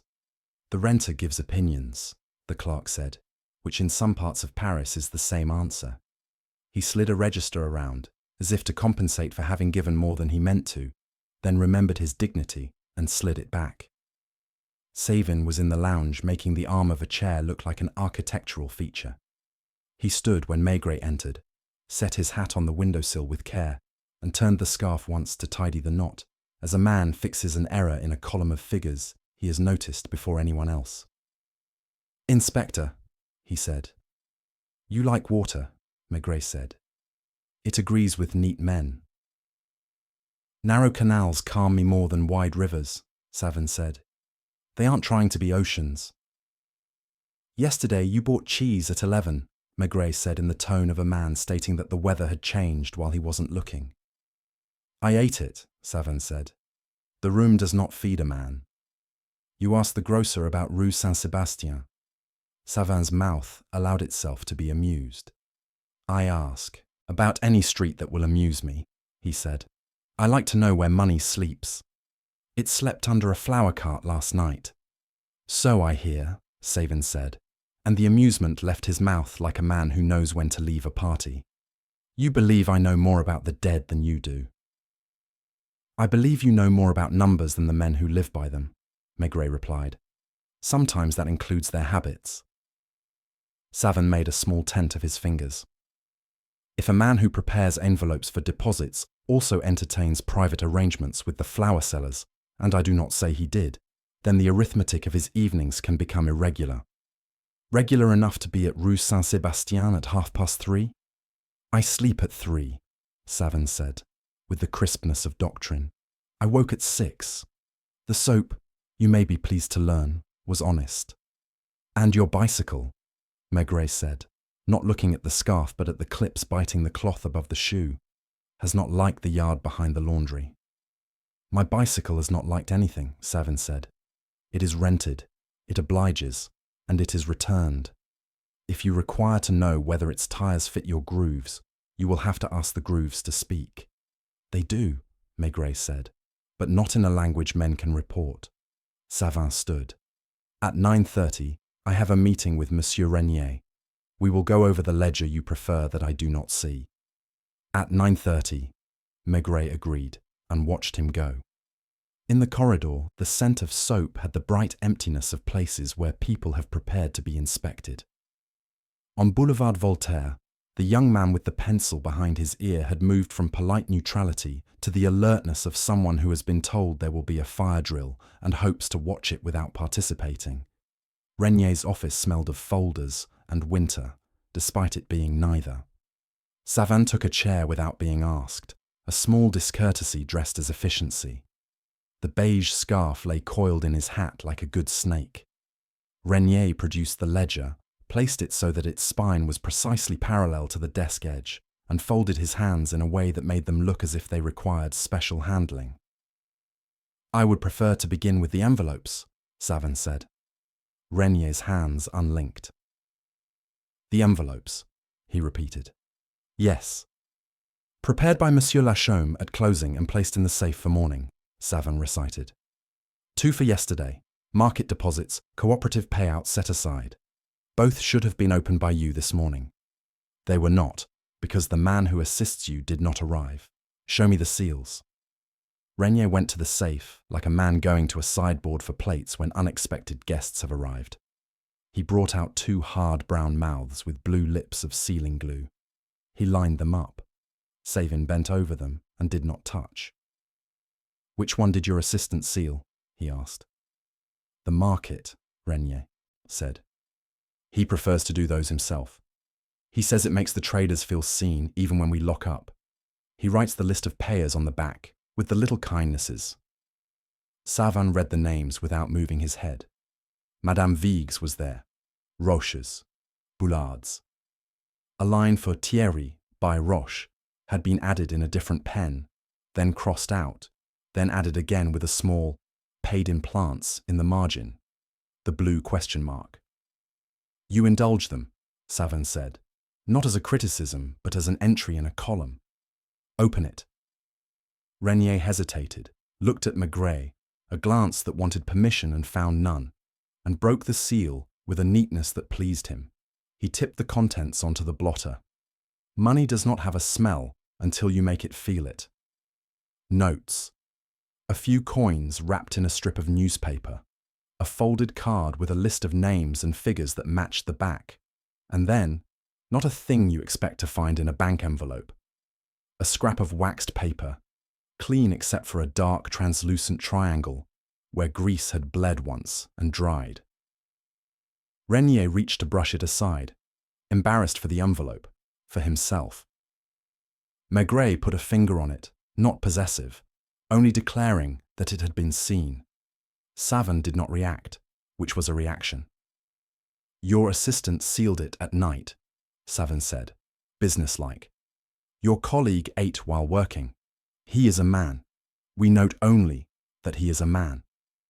And the second envelope, Maigret said. Open that. The cooperative payout set aside was lighter than it wanted to be. Renier counted as if he were counting in church. He stopped at a number that made his mouth thin. We are short, he said simply. 200. Savin did not say, I told you so. He folded his hands again and waited for the room to decide whether it would be moral or practical. This happens, Renier said, tone even. It is made right the next day and entered correctly. The assistant leaves a note. Did he leave a note? Savin asked. No, Renier said, eyes on the blotter as if it might produce a note if looked at hard enough. We have been short before, Savin said, and the way he said it put the statement in both columns at once, a truth and a dagger. Small amounts, later rectified. Kindness is expensive, monsieur. It accrues interest. Not robbery, Maigret said to the room, to the square outside, to the cart that had given up its burden. Adjustment. A man puts it right in the morning and washes his hands of having been sloppy the night before. A man who's precise would come to help him wash. Savin looked at him. measuring whether those words were a test or a report. "Do you require me further here?" he asked after a moment. "I will now examine figures until they confess to nothing." "For now you will examine them," Maigret said. "Later you will tell me why you walked the streets at 11 with cheese wrapped like a secret." Savin stood. "Because Paris requires men to eat," he said, "and because cafes fry things in old fat at that hour." When Savin had gone, Renier let his shoulders drop a degree. "You see what he thinks of us," he said, almost apologetically. "He thinks we are provincial." "You are not," Maigret said. "You are neighborhood. There's a difference." He carried the idea with him down the stairs and into the street, where Lapointe was waiting with wet cuffs and a success he had not yet put into words. "The grocer remembers our scarf," Lapointe said, eager not to waste the city's patience. "He says the man asked for the yard to be a corridor. He says he had precise change." "He always does," Maigret said. "And the watchman?"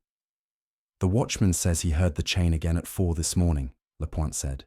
"Light, like a bicycle. The gate didn't squeak." He hesitated, then added, "And he says the dog barked, and then didn't, as if someone told it not to in a voice it already knew." "Which means a neighbor, not a stranger," Maigret said softly, "or a man who has learned the neighborhood too quickly." They walked without destination for a few minutes, letting the boulevard fold itself back into what boulevards are. At the corner cafe, the barman set a beer on the zinc without being asked and slid it until the wet circle found Maigret's hand. "You're quiet, man," he murmured, which could have been any of them. He sat there Saturday. He took his racing sheet home folded the same way he always does. A man was looking at him who didn't like horses. "Describe him." "Looks like numbers," the barman said. "Thin and well made, like a knife you use to open letters that don't belong to you." Maigret nodded, finished nothing, and set the glass at right angles to the edge, as if to correct the day's symmetry. He went back to the market on foot. The square had been rinsed of shock. It had put away its damp and its embarrassment. Madame Vigue had found a rhythm with her customers again. Roche had a way of selecting coins that made his palm look like a scale. Thierry, seeing him, lifted his hand, then didn't, as if hellos were a luxury that might be taxed. "Not now," Maigret said to the square to himself, to a day that had begun to present him with too many small correct answers. He stood where the cart had stood and watched the ground that had held a man's last arrangements. He did not feel close to the end. He felt near the next place to stand. He had enough to wait with. A key that had been used by someone who meant to come and go. A bicycle that had learned the yard in a night. Soap where you don't expect it. A bank envelope with a small hunger in it. And a grocer who remembered precise change the way others remember faces. When he turned to go, he saw, across the square, a flash of that modest red under a coat, and, above it, a face looking briefly at a poster to avoid, looking at him. He did not follow. He would follow later, and not with his feet. He let the red scarf go, because the city is generous with men who wish not to be followed. Instead, he asked Lapointe to go and be furniture in the hotel lounge, and to listen to the way accountants clear their throats. "Look at his cuffs," he added. "If they smell of soap again, decide whether it's the soap or the man that wants to be noticed." Lapointe nodded with the seriousness of a young priest given the keys to a chapel, and went off at a quick walk that tried not to be one. Maigret turned back through the lanes behind the market, where the rain had made a paste of yesterday and shoe leather. In the laundry yard, the gate remembered its silence. The niece looked at him from the threshold with the open patience of someone who has not yet learned to close the door on policemen. "Men who like their windows decent," he said, as if it were a greeting. She considered this, and then, finding no safe answer, pulled her cardigan closer. "I swept," she said, as though he might see guilt in sawdust. "My uncle likes the ground to look as if no one uses it." "Your uncle is wise," he said. "Things that look unused don't attract stories." He did not enter. He stood with his hands in his pockets, letting his eyes narrow to the width of the slats, and watched the groove at the gate where a narrow wheel had pressed. It had taken rain, then dried in the morning's brief breeze, leaving a crisp edge that belonged to a bicycle and not to a barrow. The square of waxed paper in his pocket crinkled when he shifted his weight. It was nothing. It was a knot the hand keeps worrying. At the florist tables, Madame Vigue tied paper around a bouquet as if binding a small grievance. He asked her for dahlias that would not know what room they were going to and paid without counting back. When Monsieur Lachaume wrote "paid in plants" on your card, he said, did he do it in front of you or later at the counter with the blue ink? He always wrote while we watched, she said, pride pricking through her grief, so that we would not feel ashamed by the writing later. And when the blue corrected him, she glanced across the square toward the credit union as if the building itself might overhear. The blue never came to the market, she said. The blue stayed behind desks. He carried the dahlias away a few steps and set them down on the cafe's zinc to leave water where someone would wipe it. The old woman gave him a look that said he had done it properly. Your watchman, he said. What does he eat when he is pleased with himself for walking in the rain? He sits with his foot up and orders nothing, she said. If he is very pleased, he will accept a piece of bread that fell off someone else's plate. And if someone who smells of soap offers him cheese? The watchman prefers sausages, she said, shortly, and the conversation was over. By the lock, a man rented out bicycles from a shed that had been painted so long ago that the paint had become a story. He had a face like driftwood and the slow humor of men who own time, because no one else wants it. You are the police who looks like a smoker, he said pleasantly. What kind of bicycle do you need? The kind that tells me about the men who use it, Maigret said. A thin one, with a bell that does not ring unless a man is certain of his rights. The renter nodded toward a frame that had its dignity. 305, he said. The man with the red scarf takes that one because the saddle is level. He does not like to sit downhill. The chain is clean because I keep it so. Yesterday he took it at 10:45 and returned it when the sun was sulking behind the chimney, near noon. He asked for a length of string to tie something no heavier than pride. I charged him for the string, and he paid me as if I were a notary. Which way did he ride? Toward Bastille, the man said. Then he came back from nowhere. Tires had market in them.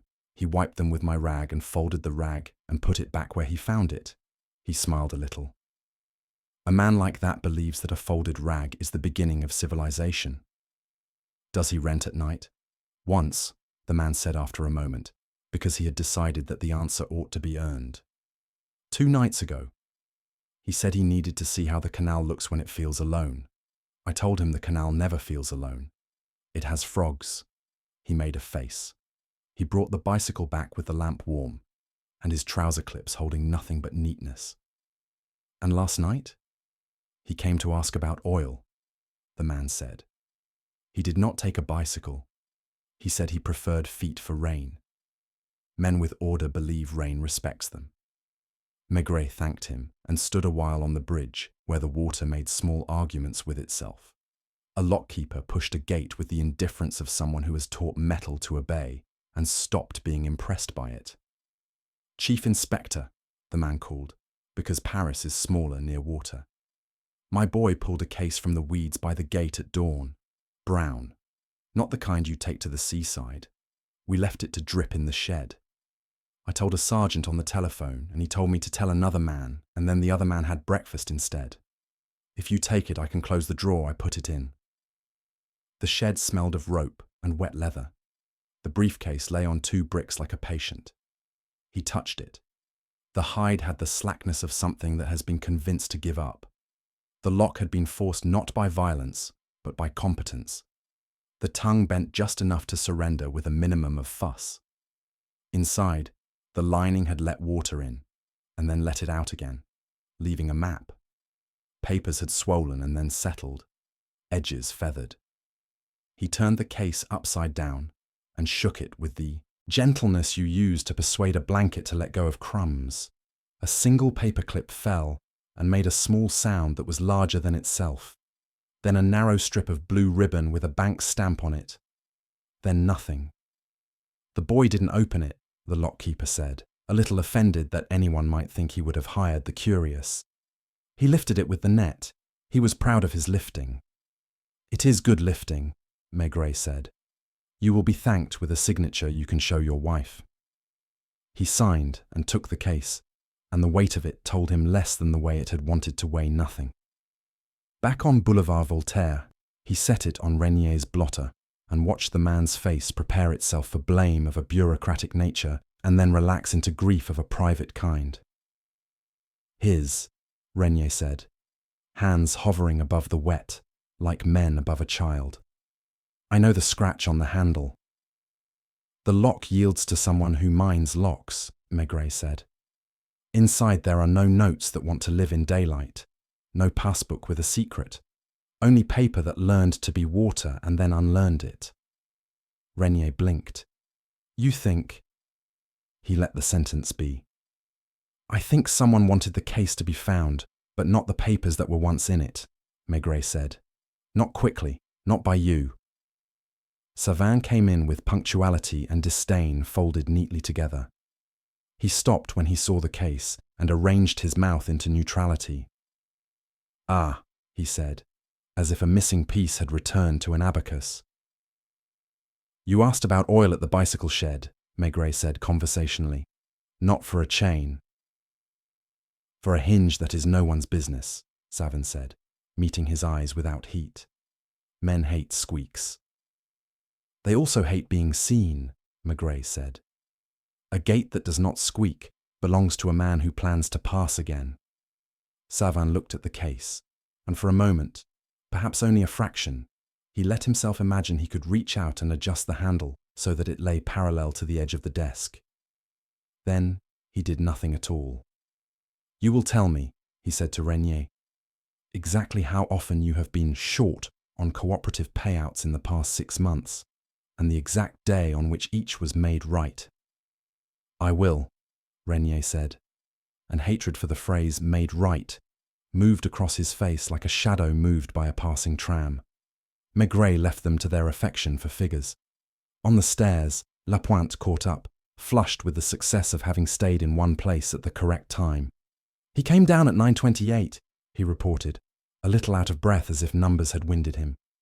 Cuffs clean, clips in place, scarf careful. He smelled like a sink. In the corridor, in the man, Lapointe said, pleased with his own boldness in saying so. And, Chief, Madame Lachaume sent a message. She found something in the pocket of the coat that was still on the peg. She didn't look when you were there. She thought looking was disloyal at the time. Now she thinks not looking might be worse. She was waiting for him, hands folded on the table, in a way that made her look like a schoolgirl at a lesson she has already prepared for. She did not ask him to sit. She had placed a chair and knew he would use it. I didn't see it because I didn't want to see it, she said simply, and put on the table a small folded sheet torn from a house notebook, the kind that holds sugar orders and mending lists. On it, in a hand that was not hers and not quite his either, he wrote his numbers differently, were 4 lines. Tuesday, flower market, settle the plants. Later, 23:30. Watchman 200. Laundry gate, squeak. And below it, as if remembering manners, bring case. She watched his face as if it too were a scrap of paper that might yield something to a careful eye. He didn't write that, she said, hoping to be contradicted. He might have repeated someone else's words, Maigret said. A man writes differently when he's told what to write. He would not have written squeak, she said, more to herself than to him. He hates that word. He says doors complain, they don't squeak. You told him to put the rug down today, he said gently, and she almost smiled at the trick of bringing domesticity into rooms where men have been and then have not been. I put it down, she said, so I would not see the prints at the sink. Her eyes did not ask him to be gentle, they asked him not to be sloppy. If he came back last night after he went out, if he brought someone, If they washed. They washed, Maigret said. He was careful. The other man was more careful. Is he the kind of man who oils hinges? She asked, the smallest tremor in the evenness of the question. He is the kind of man who hates a dog's bark more than he fears a neighbor, Maigret said, and who pays with coins that agree with his fingers. She exhaled, a narrow thread of air that seemed to pull something from her chest. You will not make a show of this, she said, with a trust she had not intended to give. No, he said, Paris is not the theatre today. When he stepped back into the street, the sky had forgotten about the rain for the length of a cigarette. He did not light one. He walked to the market again because cases returned to where they began the way water returns to a low place. The watchman had taken his 2 chairs and arranged them like a stage set for a play with no lines. He lifted his chin when he saw Maigret. A greeting arranged so it could be withdrawn without offence. If a man talks at the market at 3:30, Maigret said, stopping by his table, does the sound go into the flowers or the walls? It goes into the roofs, the watchman said. The roofs hold it until morning and drop it on men's heads when they come to open. That is why they complain that the day begins badly. Did the roofs hold anything last night? They held the word squeak, the watchman said, with satisfaction at delivering a word to the correct person. Twice. Once as a question, once as a solution. And the dog? The dog was given a piece of something that made him ashamed to continue, the watchman said. Cheese can do that. It tells a dog he has manners. Maigret left him there with his bowl and his limp and his small territory of night. Across the square, Thierry hovered, wanting to be helpful in the way of boys who have discovered that being helpful is a way of being seen by the right men. If you need crates, he offered, apropos of nothing and everything, I can carry them. Later, Maigret said. For now, carry only what your brother asks.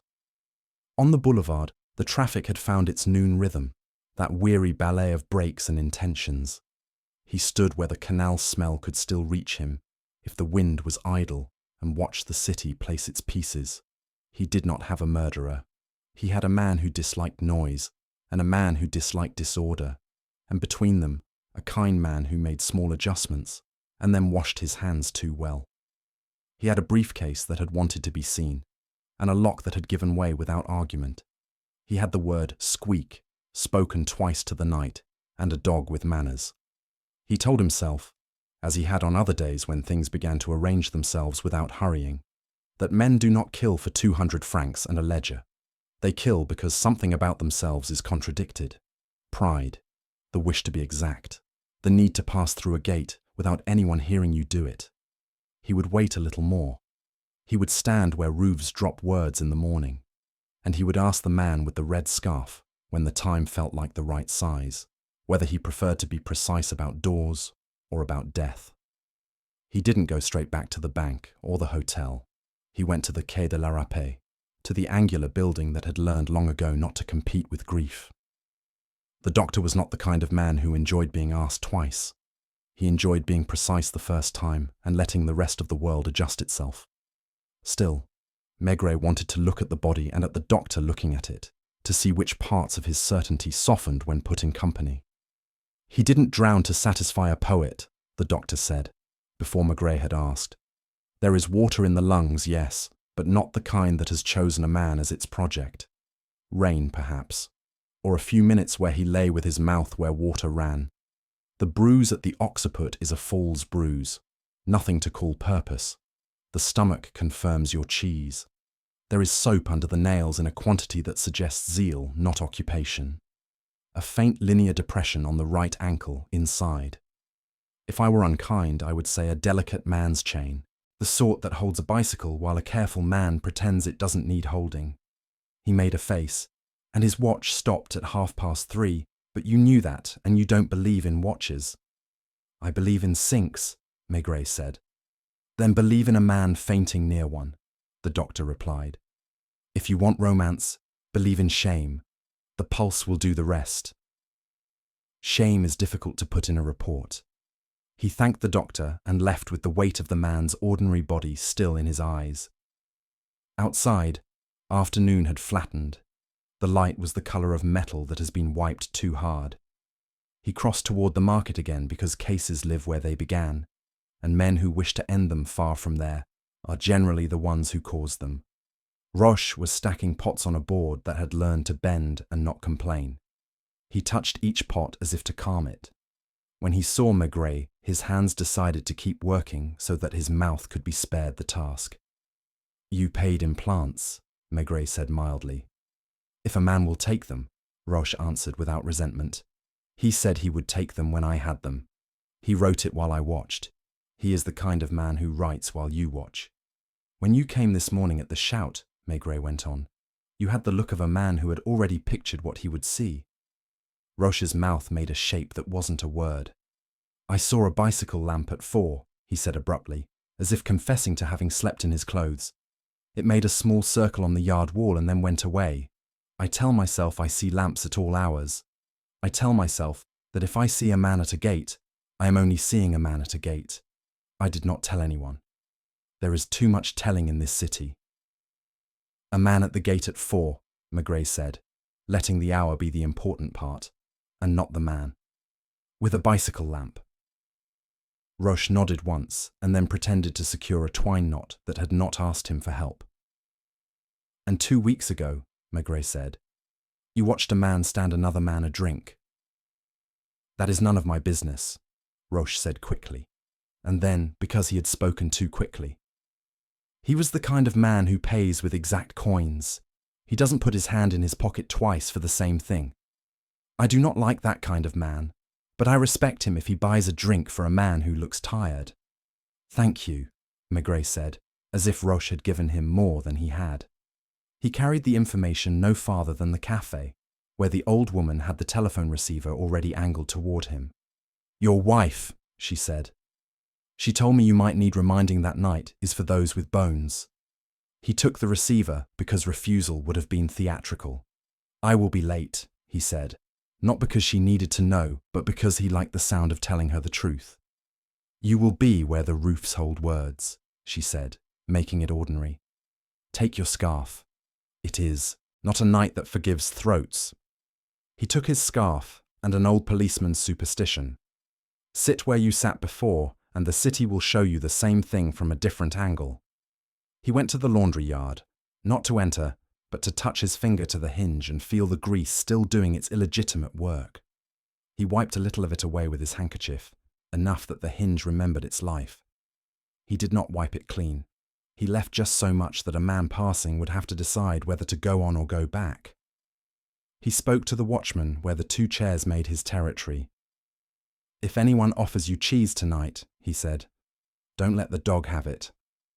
Let the dog decide for himself what is manners." "I don't put cheese in dogs," the watchman said, insulted in the way professionals are insulted when amateurs invent their ethics for them. "And if the gate squeaks," Maigret added, "let it squeak."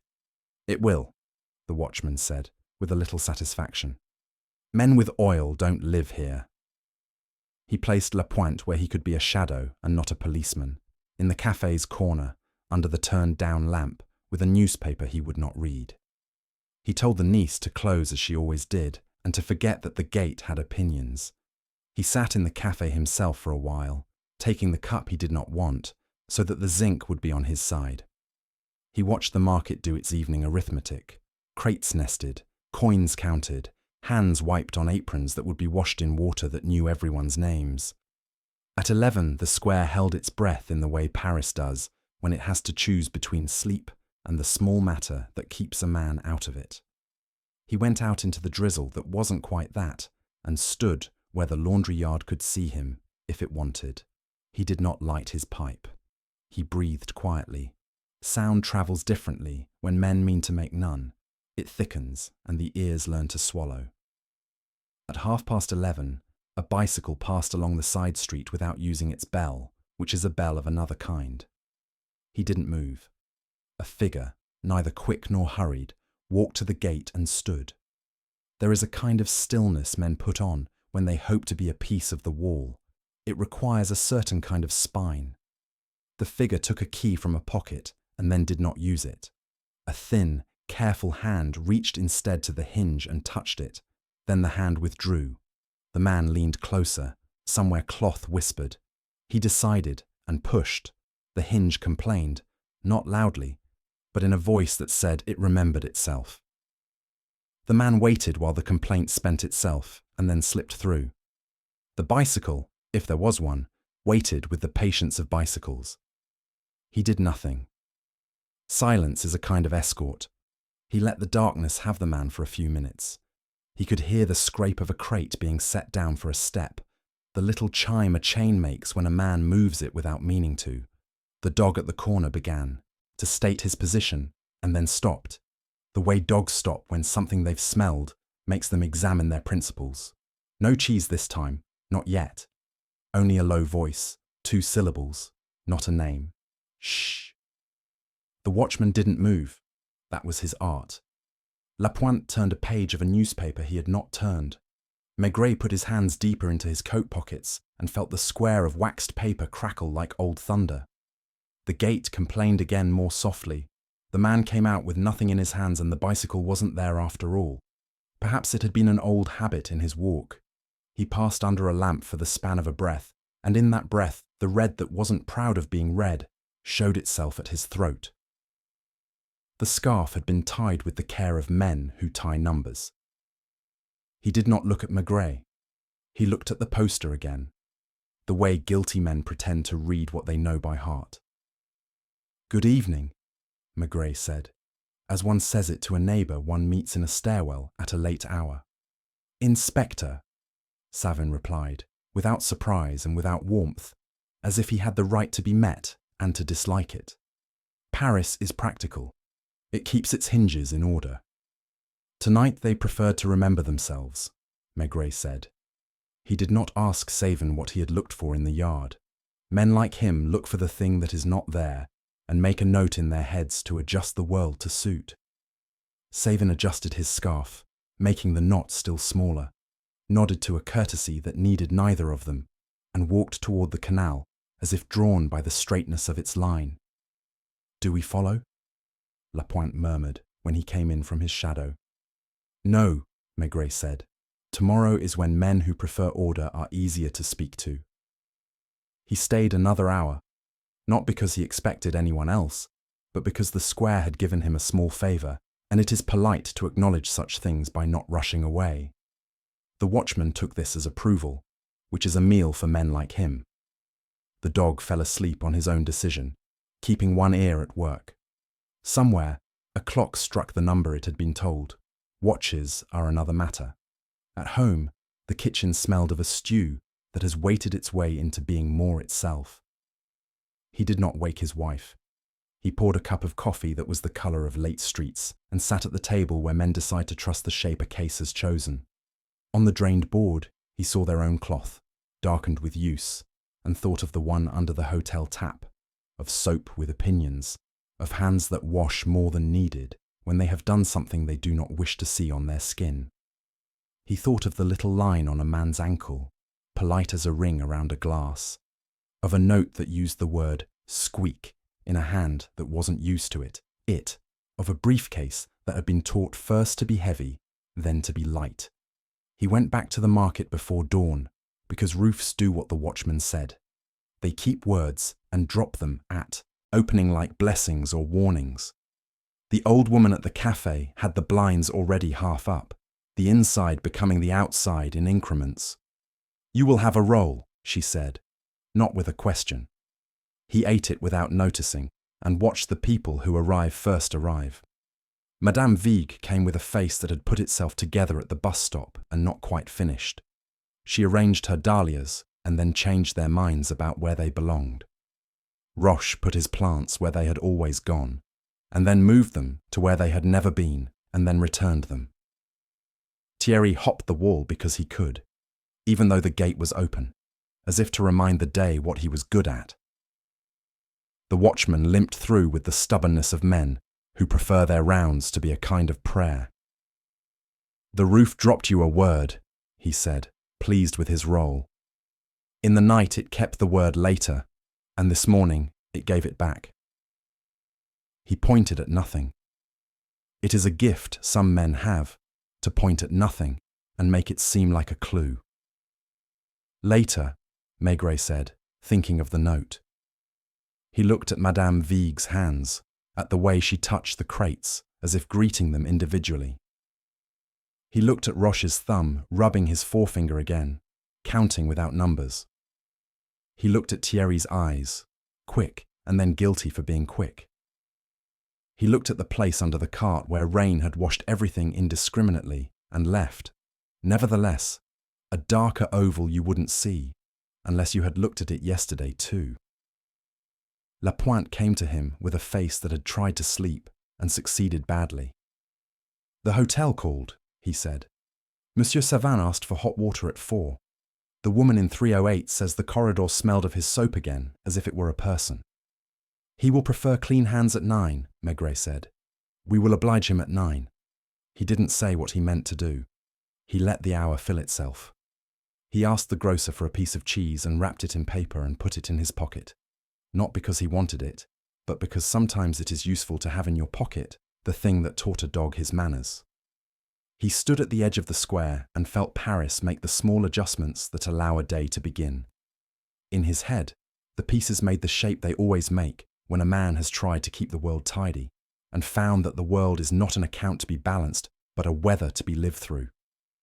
At 9, he would go to the bank and then to the hotel, and then perhaps to the canal, not to look for anything that had been thrown in, but to see how water looks after men have washed their hands in it.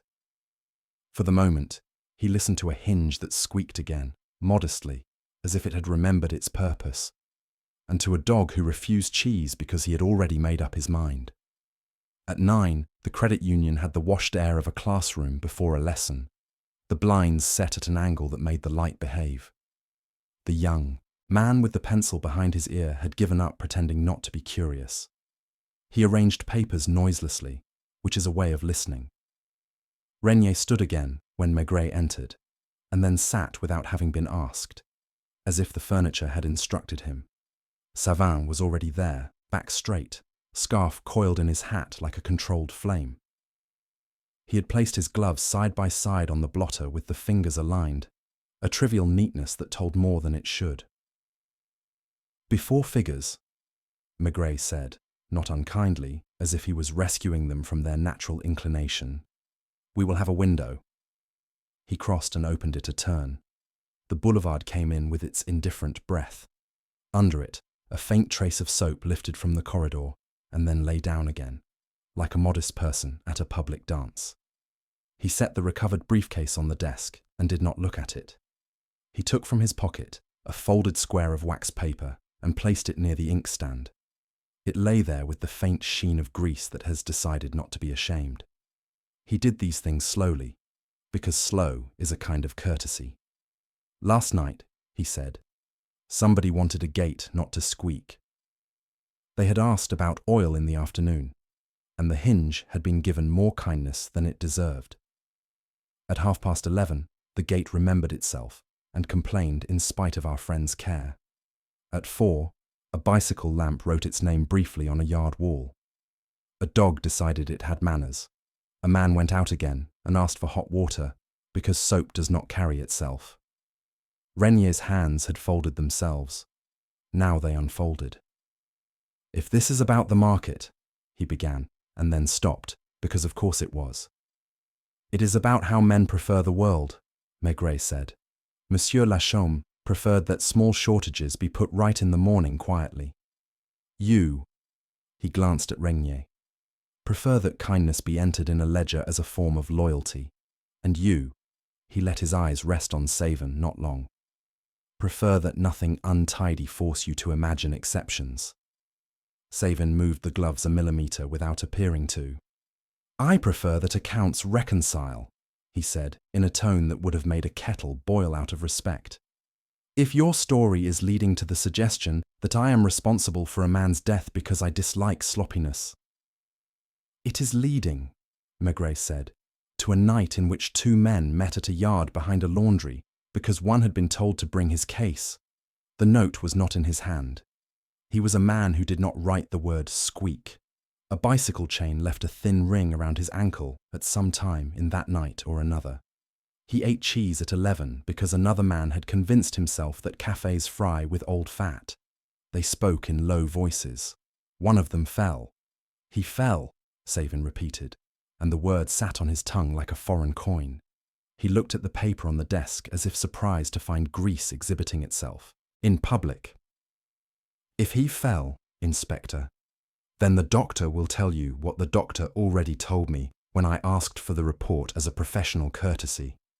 It was not a blow meant to end a man. It was a bruise the size of a palm.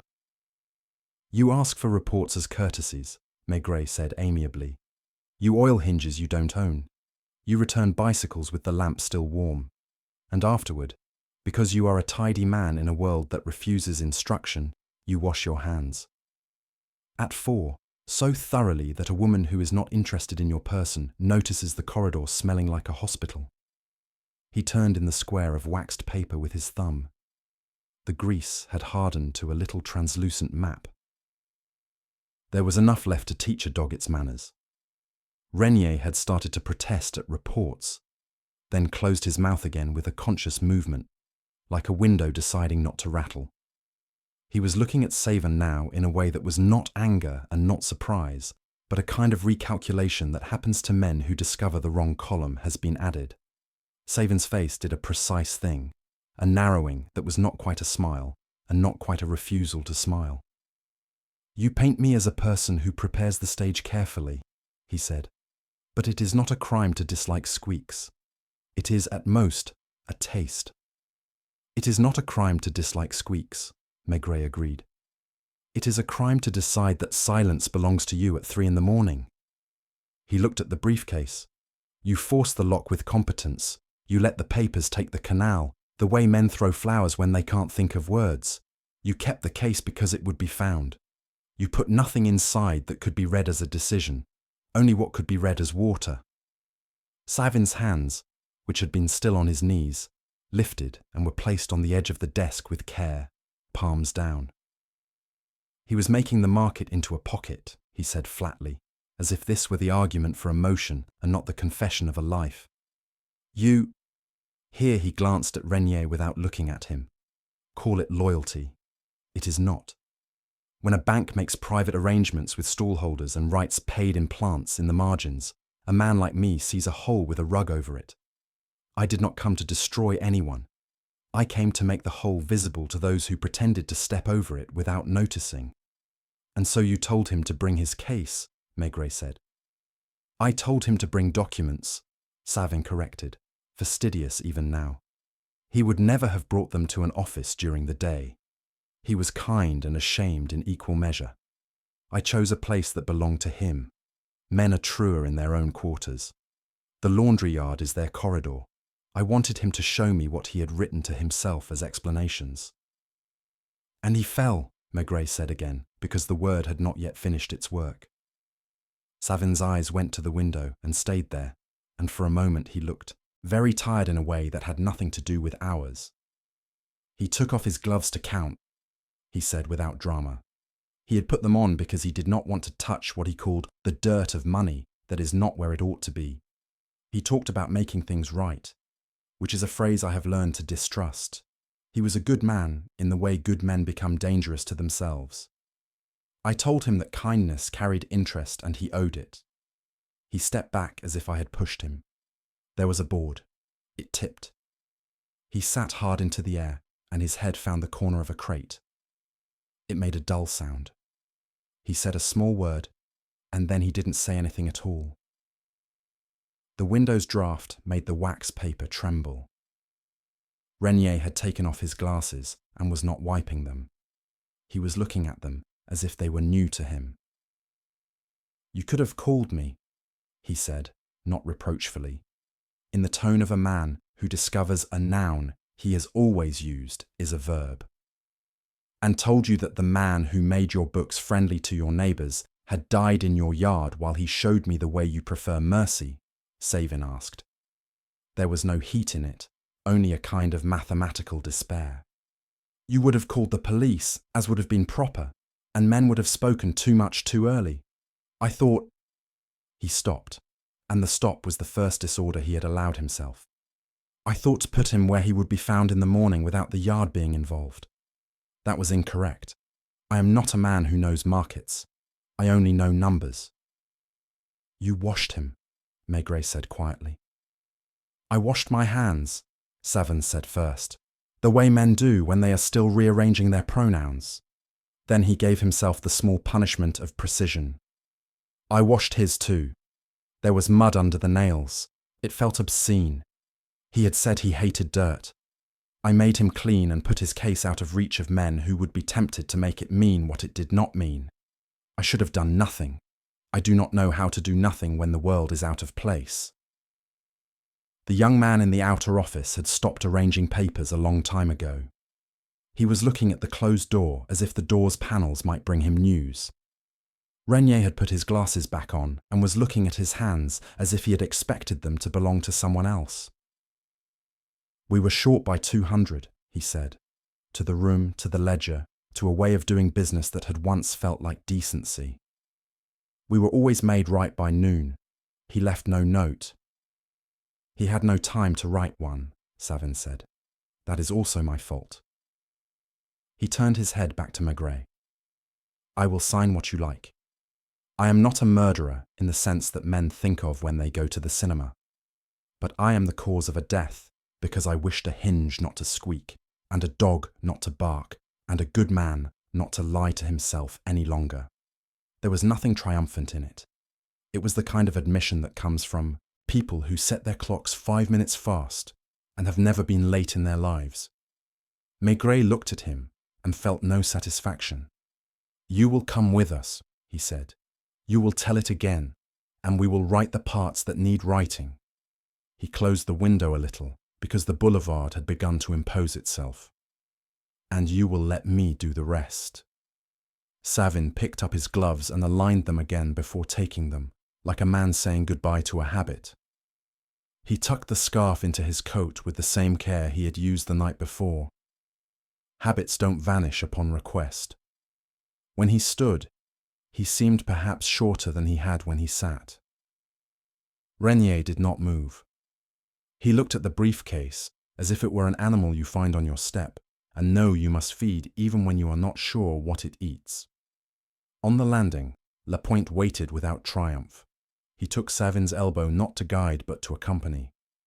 Chief, he said softly when Savin had gone down a few steps, do I fetch Lognon?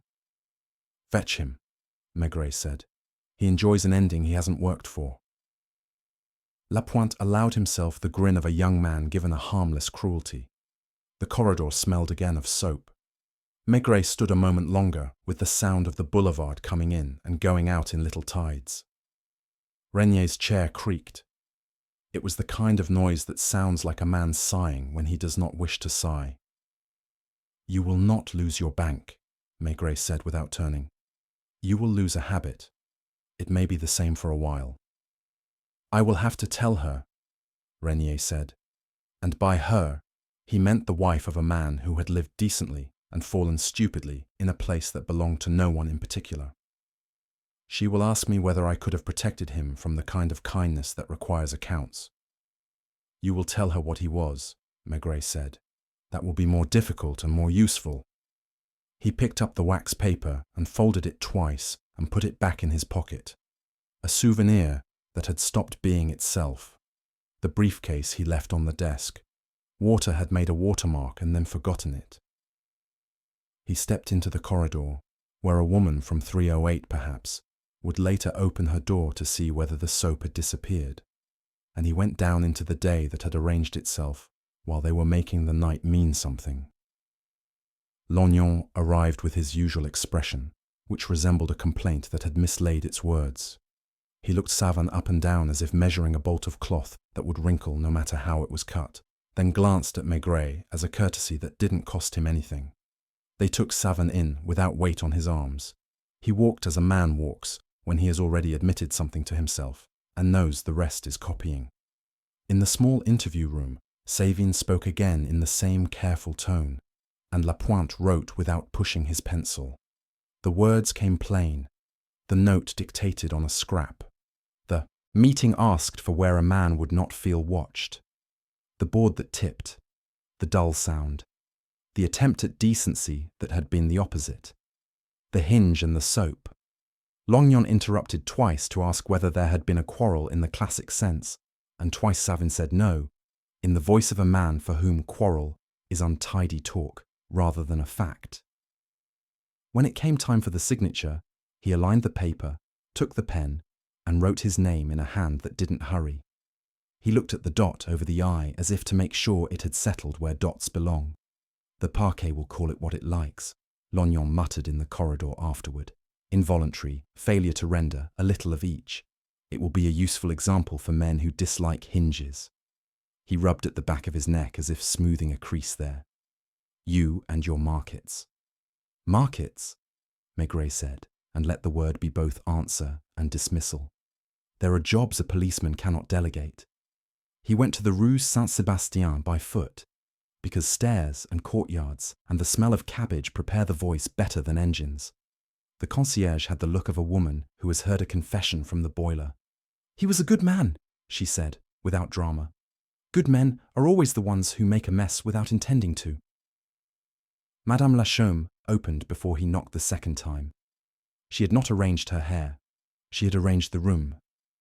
The photograph on the sideboard faced outward again.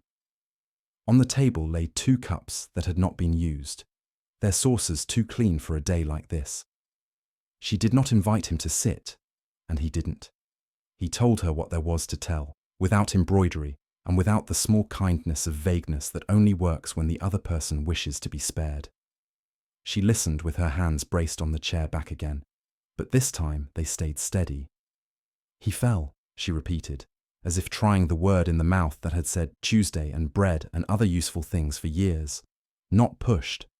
He stepped back on a loose board, he said. There was nothing theatrical. It was stupid and quick. She looked at the sink, which had been made to shine again because some work must be done with cloth when there is no other work a person can do. And the man, she said, the one who hates squeaks, he exists? He exists, Maigret said. He is a man who wants the world to balance every night before he sleeps. He told your husband things that were true, and the truth came at an hour when men are clumsy. She took this in, not to forgive and not to condemn. My husband, she said in a tone that would have been scolding on any other day, would never have used that word. He said doors complain. She touched the rug with her foot, aligning a corner with the leg of the table. Did he... Was there time for the priest? There was not time for anything that needs time, he said. It was very fast. She nodded once, a practical acceptance that did not exclude grief. The case, she asked after a moment. You found it. At the canal, he said. It had already been emptied of what would have made it a case. You will have it, if you wish, when the paper dries into paper again. I don't need it, she said, and then, as if remembering that objects help when the air does not, keep the note. It was not his hand. I don't want to see it be his. She did not cry. The eyes were the eyes of a woman who had learned long ago to do the crying inside herself, where it doesn't make surfaces swell. He would have wanted to come home, she added, looking at the chair indentation that now meant nothing and everything. He did not like to be out late. He said nights are where men make mistakes. He was right, Maigret said, because sometimes agreement is the only use truth has. In the hall, the concierge pressed a warm coin into his palm, the key to the cellar hook, as if returning it made order. He put it back into her hand. No, he said. Let it stay with you until someone needs it. The market had regained its work more thoroughly by afternoon than most offices do. Doucet had found a way to make sympathy sound like a timetable. He was in his element. The watchman, who considered the square part of his body, nodded to Maigret, as if to say that the night had behaved correctly after all. He tapped his bad foot with a small pride. I didn't teach the dog manners, he announced. He had them already. Good, Maigret said. We cannot train dogs and men both. Madame Vigue had a customer who wanted peonies, though it wasn't the month for them. She showed the woman dahlias, with the patience of someone who has lost something that cannot be replaced, and therefore attends properly to what can. When Maigret approached, she didn't begin about the morning. She asked if he wanted anything wrapped for carrying. He pointed at a small bunch of white chrysanthemums that looked like the cool part of an evening. She wrapped them slowly, as one does when the hands are allowed to take their time. "They told me he was good," she said. "I knew it. He wrote while I watched." "Sometimes writing while one watches is not enough," he said, and she accepted that without contest. Roche had changed his sign from geraniums to nothing. It was a scrap of board that would be something again tomorrow. He came around the table and held out coins that had been counted twice. "For the arrears," he said, not looking at Maigret, but at the hand that would receive them. "No plants. Money. We will keep the kindness for when it is not written." "Put them on the card at the bank," Maigret said. "It matters more there than in my pocket." Thierry was carrying 2 crates at once because boys do that when they think men are watching. He set them down and looked up, trying to choose between smiling and being serious and getting both wrong. "My brother says to tell you he will bring the crates back clean," he blurted. "He coughed less today." "Tell your brother the market air was better this morning," Maigret said gravely, and Thierry stood straighter, honoured to have delivered news. Near the laundry, the niece swept at the place where the gate had been forced to remember its life. The hinge squeaked once of its own accord, a sound no longer carrying instruction. She coloured, as if the noise had come from her. "We'll leave it," she said quickly, anticipating reproof. "My uncle says squeaks are honest."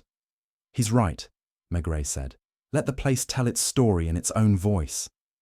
At the Hôtel du Canal, the clerk, who knew his part in the world's rather small theatre, removed his indifference as one removes a hat. "They came for Monsieur Savin," he said.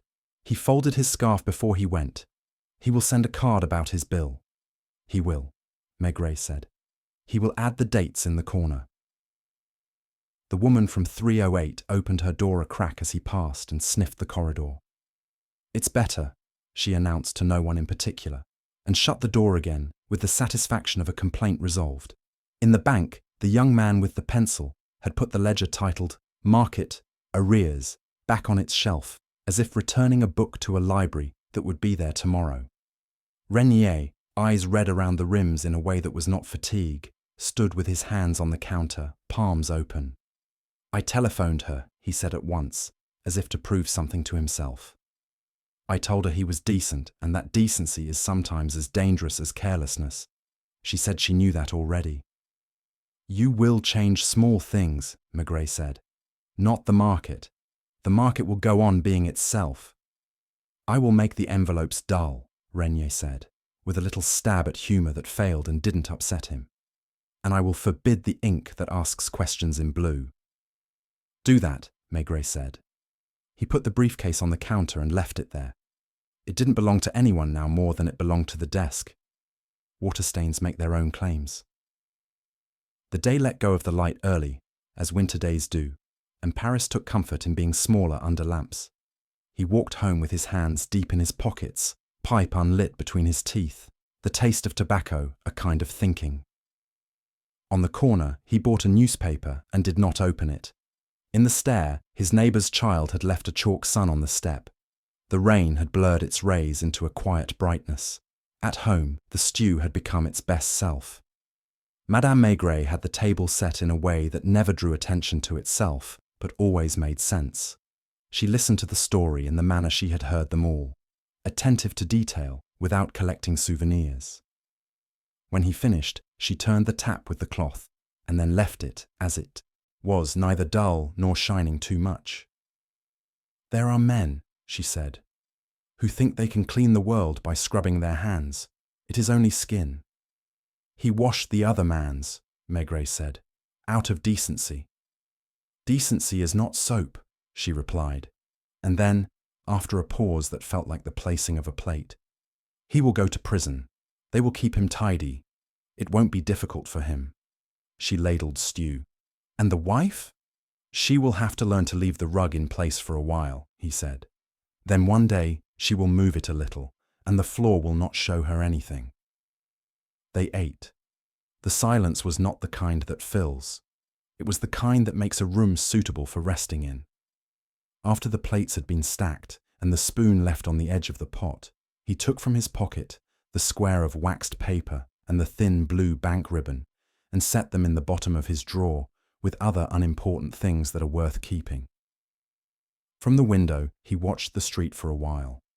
People carried themselves through the evening with the ugliness and grace of those who are thinking about nothing in particular and therefore moving correctly. Somewhere far off, a dog barked twice, and then either remembered or was reminded that polite dogs don't keep speaking. He lit his pipe at last, very quietly, because the hour asked for it. The smoke rose and turned on itself, and found the draught at the window. He thought of the cart and the hand, of the small oval the rain had left under the wheel as if to mark a place, and then let it go. He thought of the watchman's 2 chairs and his lame foot arranged like a modest throne. He thought of Savin aligning his gloves one last time, and of Regnier learning the shape of his hands anew.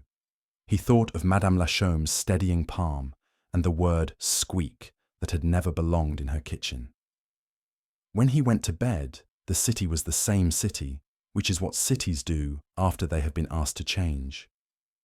In the morning, the roofs would drop words again, and the market would unfold its tables and complain or not complain according to weather.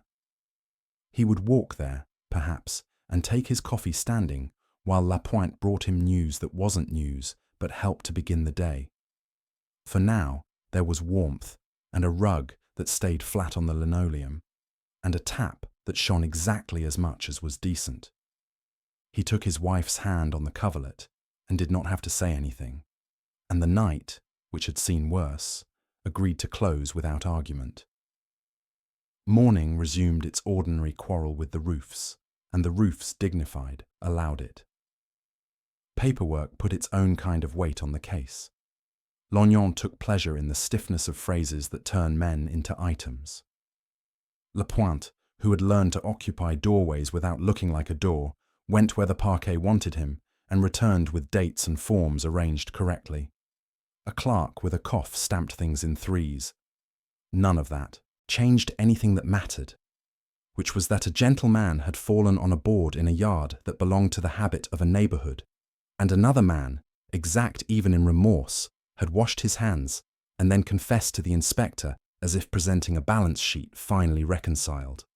They let Savin keep his scarf until the last safe moment, not out of kindness, but because he carried it like a part of himself that could not be removed without spilling. When the grey coat went on instead and the door closed as softly as doors do for tidy men, Lapointe stood a second too long watching the hinge, as if expecting it to complain for once. It did not. It had been oiled earlier in the day for other purposes. He looked embarrassed to have waited for a sound that would not come, and then went to his desk and wrote the sentence he had been waiting weeks to write. Subject left without incident. In the market they spoke little and said much, the way markets do when they've been made part of an explanation. Madame Vigue wrapped fewer flowers and tied each with thicker string. Hands do that after loss, as if to keep something from coming undone. Roche lowered his prices by a franc, with the air of someone who has been told the world cannot afford what it once could. For a day he did not argue with anyone about overwatering. The watchman limped with a certain pride that comes from having been consulted by events and found adequate. The roof talked, he declared to anyone who would hear it as a professional fact and not as a poetic remark. It said later, and then it did not say anything else. The dog slept by the café without waiting for cheese to make up his mind for him. At the credit union, the blue ink was packed away in a drawer by the young man with the pencil, not because anyone told him to, but because he understood something about questions being better kept for voices. Renier posted a notice about procedures that used the word henceforth twice and obligations once. He read it aloud to his staff without noticing his voice had acquired a roughness that made the words sound less like a rule than like a request. In the afternoon, he visited Madame Lachaume with an envelope he did not push across the table until she asked him, without looking at it, whether there would be more people asking for explanations in the mornings. Fewer, he said, and it was the best thing he had to give. She had already moved the rug and then put it back. The prints under the sink had become simply floor again. There are mercies even in linoleum. She had set her husband's case on the chair he favoured and allowed the water stain to choose its own shape. She did not want the note, and he did not bring it. She asked one question that did not belong to the law. Was he ashamed? Maigret said that shame had complicated the night, that it had visited and then hurried away, that there had been no time for a man to remain anything for long. She nodded. Time had already taught her how to accept sentences that left things untouched and somehow clarified. At the canal, the lock-keeper's boy described the way the case rose like a fish that has stopped arguing with a net. He likes to tell it. It will be one of the stories that makes his face older sooner. He keeps the paperclip he found in a jar with other metal that does not go with scrap.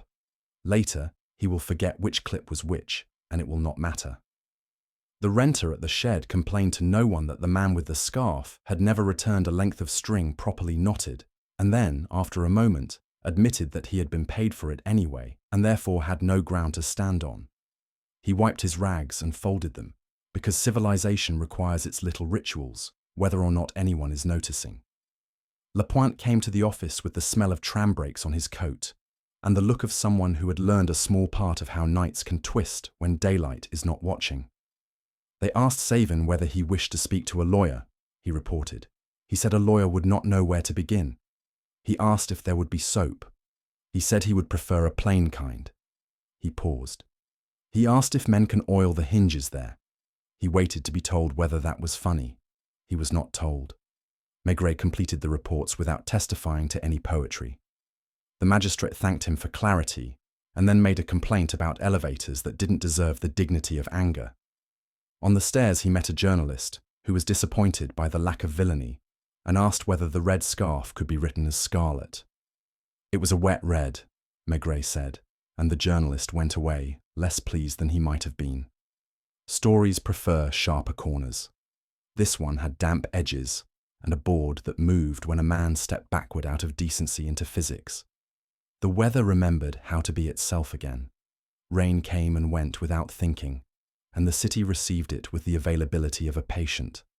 One afternoon, when the hour between things seemed wider than usual, Maigret went to the café and stood with his beer on the zinc, watching the square arrange its little theatre.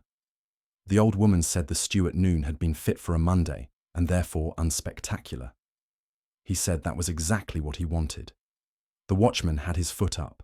The dog blinked at nothing in particular, and Thierry performed strength with crates until someone told him to stop showing off.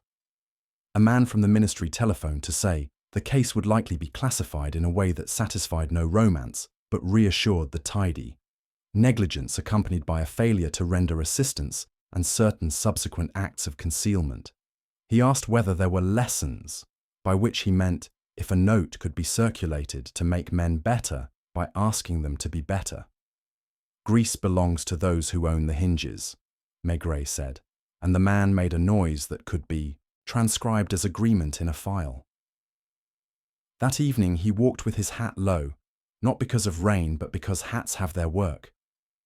He stopped at a grocer's near the laundry, asked for a piece of cheese, and let the smell mean what it liked. He put the paper in his pocket without remembering to request extra. At home, Madame Maigret unwrapped it and smiled at the precision of his old habit. "This one will not teach dogs," she said, tasting, "but it will improve bread."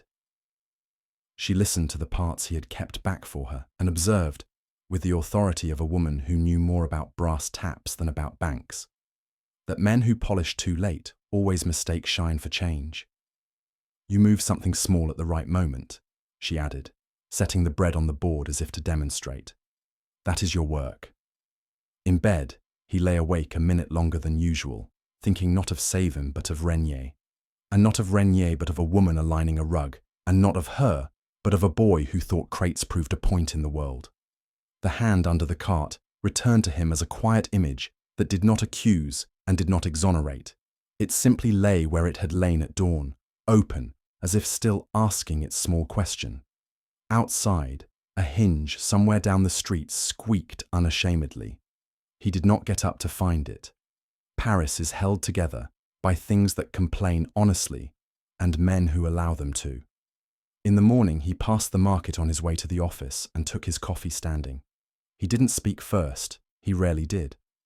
People nodded in the way that keeps conversation inside gestures. The roofs had kept no new words overnight, which was a relief. Madame Vigue had violets she didn't have yesterday. She said nothing about them, which recommended them more than adjectives could. Roche had made a sign again. It said geraniums, and would keep saying it until the paint gave up. Thierry had learned to carry one crate at a time, and to do it as if the restraint were a personal talent. The watchman regarded him with the satisfaction of a craftsman who had had his round consulted and approved in writing. The dog accepted his morning like a receipt. At the office, Lapointe had already sharpened pencils to a point that would make them split if too much force were used. Youth has faith in points. There was a burglary in the 9th that looked like insult more than need, and a woman who insisted her neighbour played the radio out of malice rather than boredom. There was rain scheduled in the sky and not on paper, and the radiator made its old noises as if reminding him where he sat. He hung his hat on the peg and put the square of waxed paper back into his pocket, the way some men carry a coin for luck, not to use it, but to feel its shape. He did not plan to take it out again. It would soften there and become itself less. That felt right. He filled his pipe and did not light it yet. Some cases end with a door closing like a pronouncement. This one ended the way a market closes. With string, with wiping, with men adding small figures that will be corrected in the morning. He thought of Savin's hands placed flat on a desk that did not belong to him, of Renier's voice cracking on henceforth, of Madame Lachaume's quiet insistence that words matter in kitchens as much as they do in banks. He thought of hinges and of dogs and of how men go out at night intending only to put something straight, and instead discover that the world is a little angled in its nature. He struck a match, cupped it, and the small light made its proper circle. The tobacco took slowly and then decisively. Outside, the roofs decided to keep their words a little longer. Inside, the day arranged itself, and he let it, the way you let a stew choose its own moment to be ready.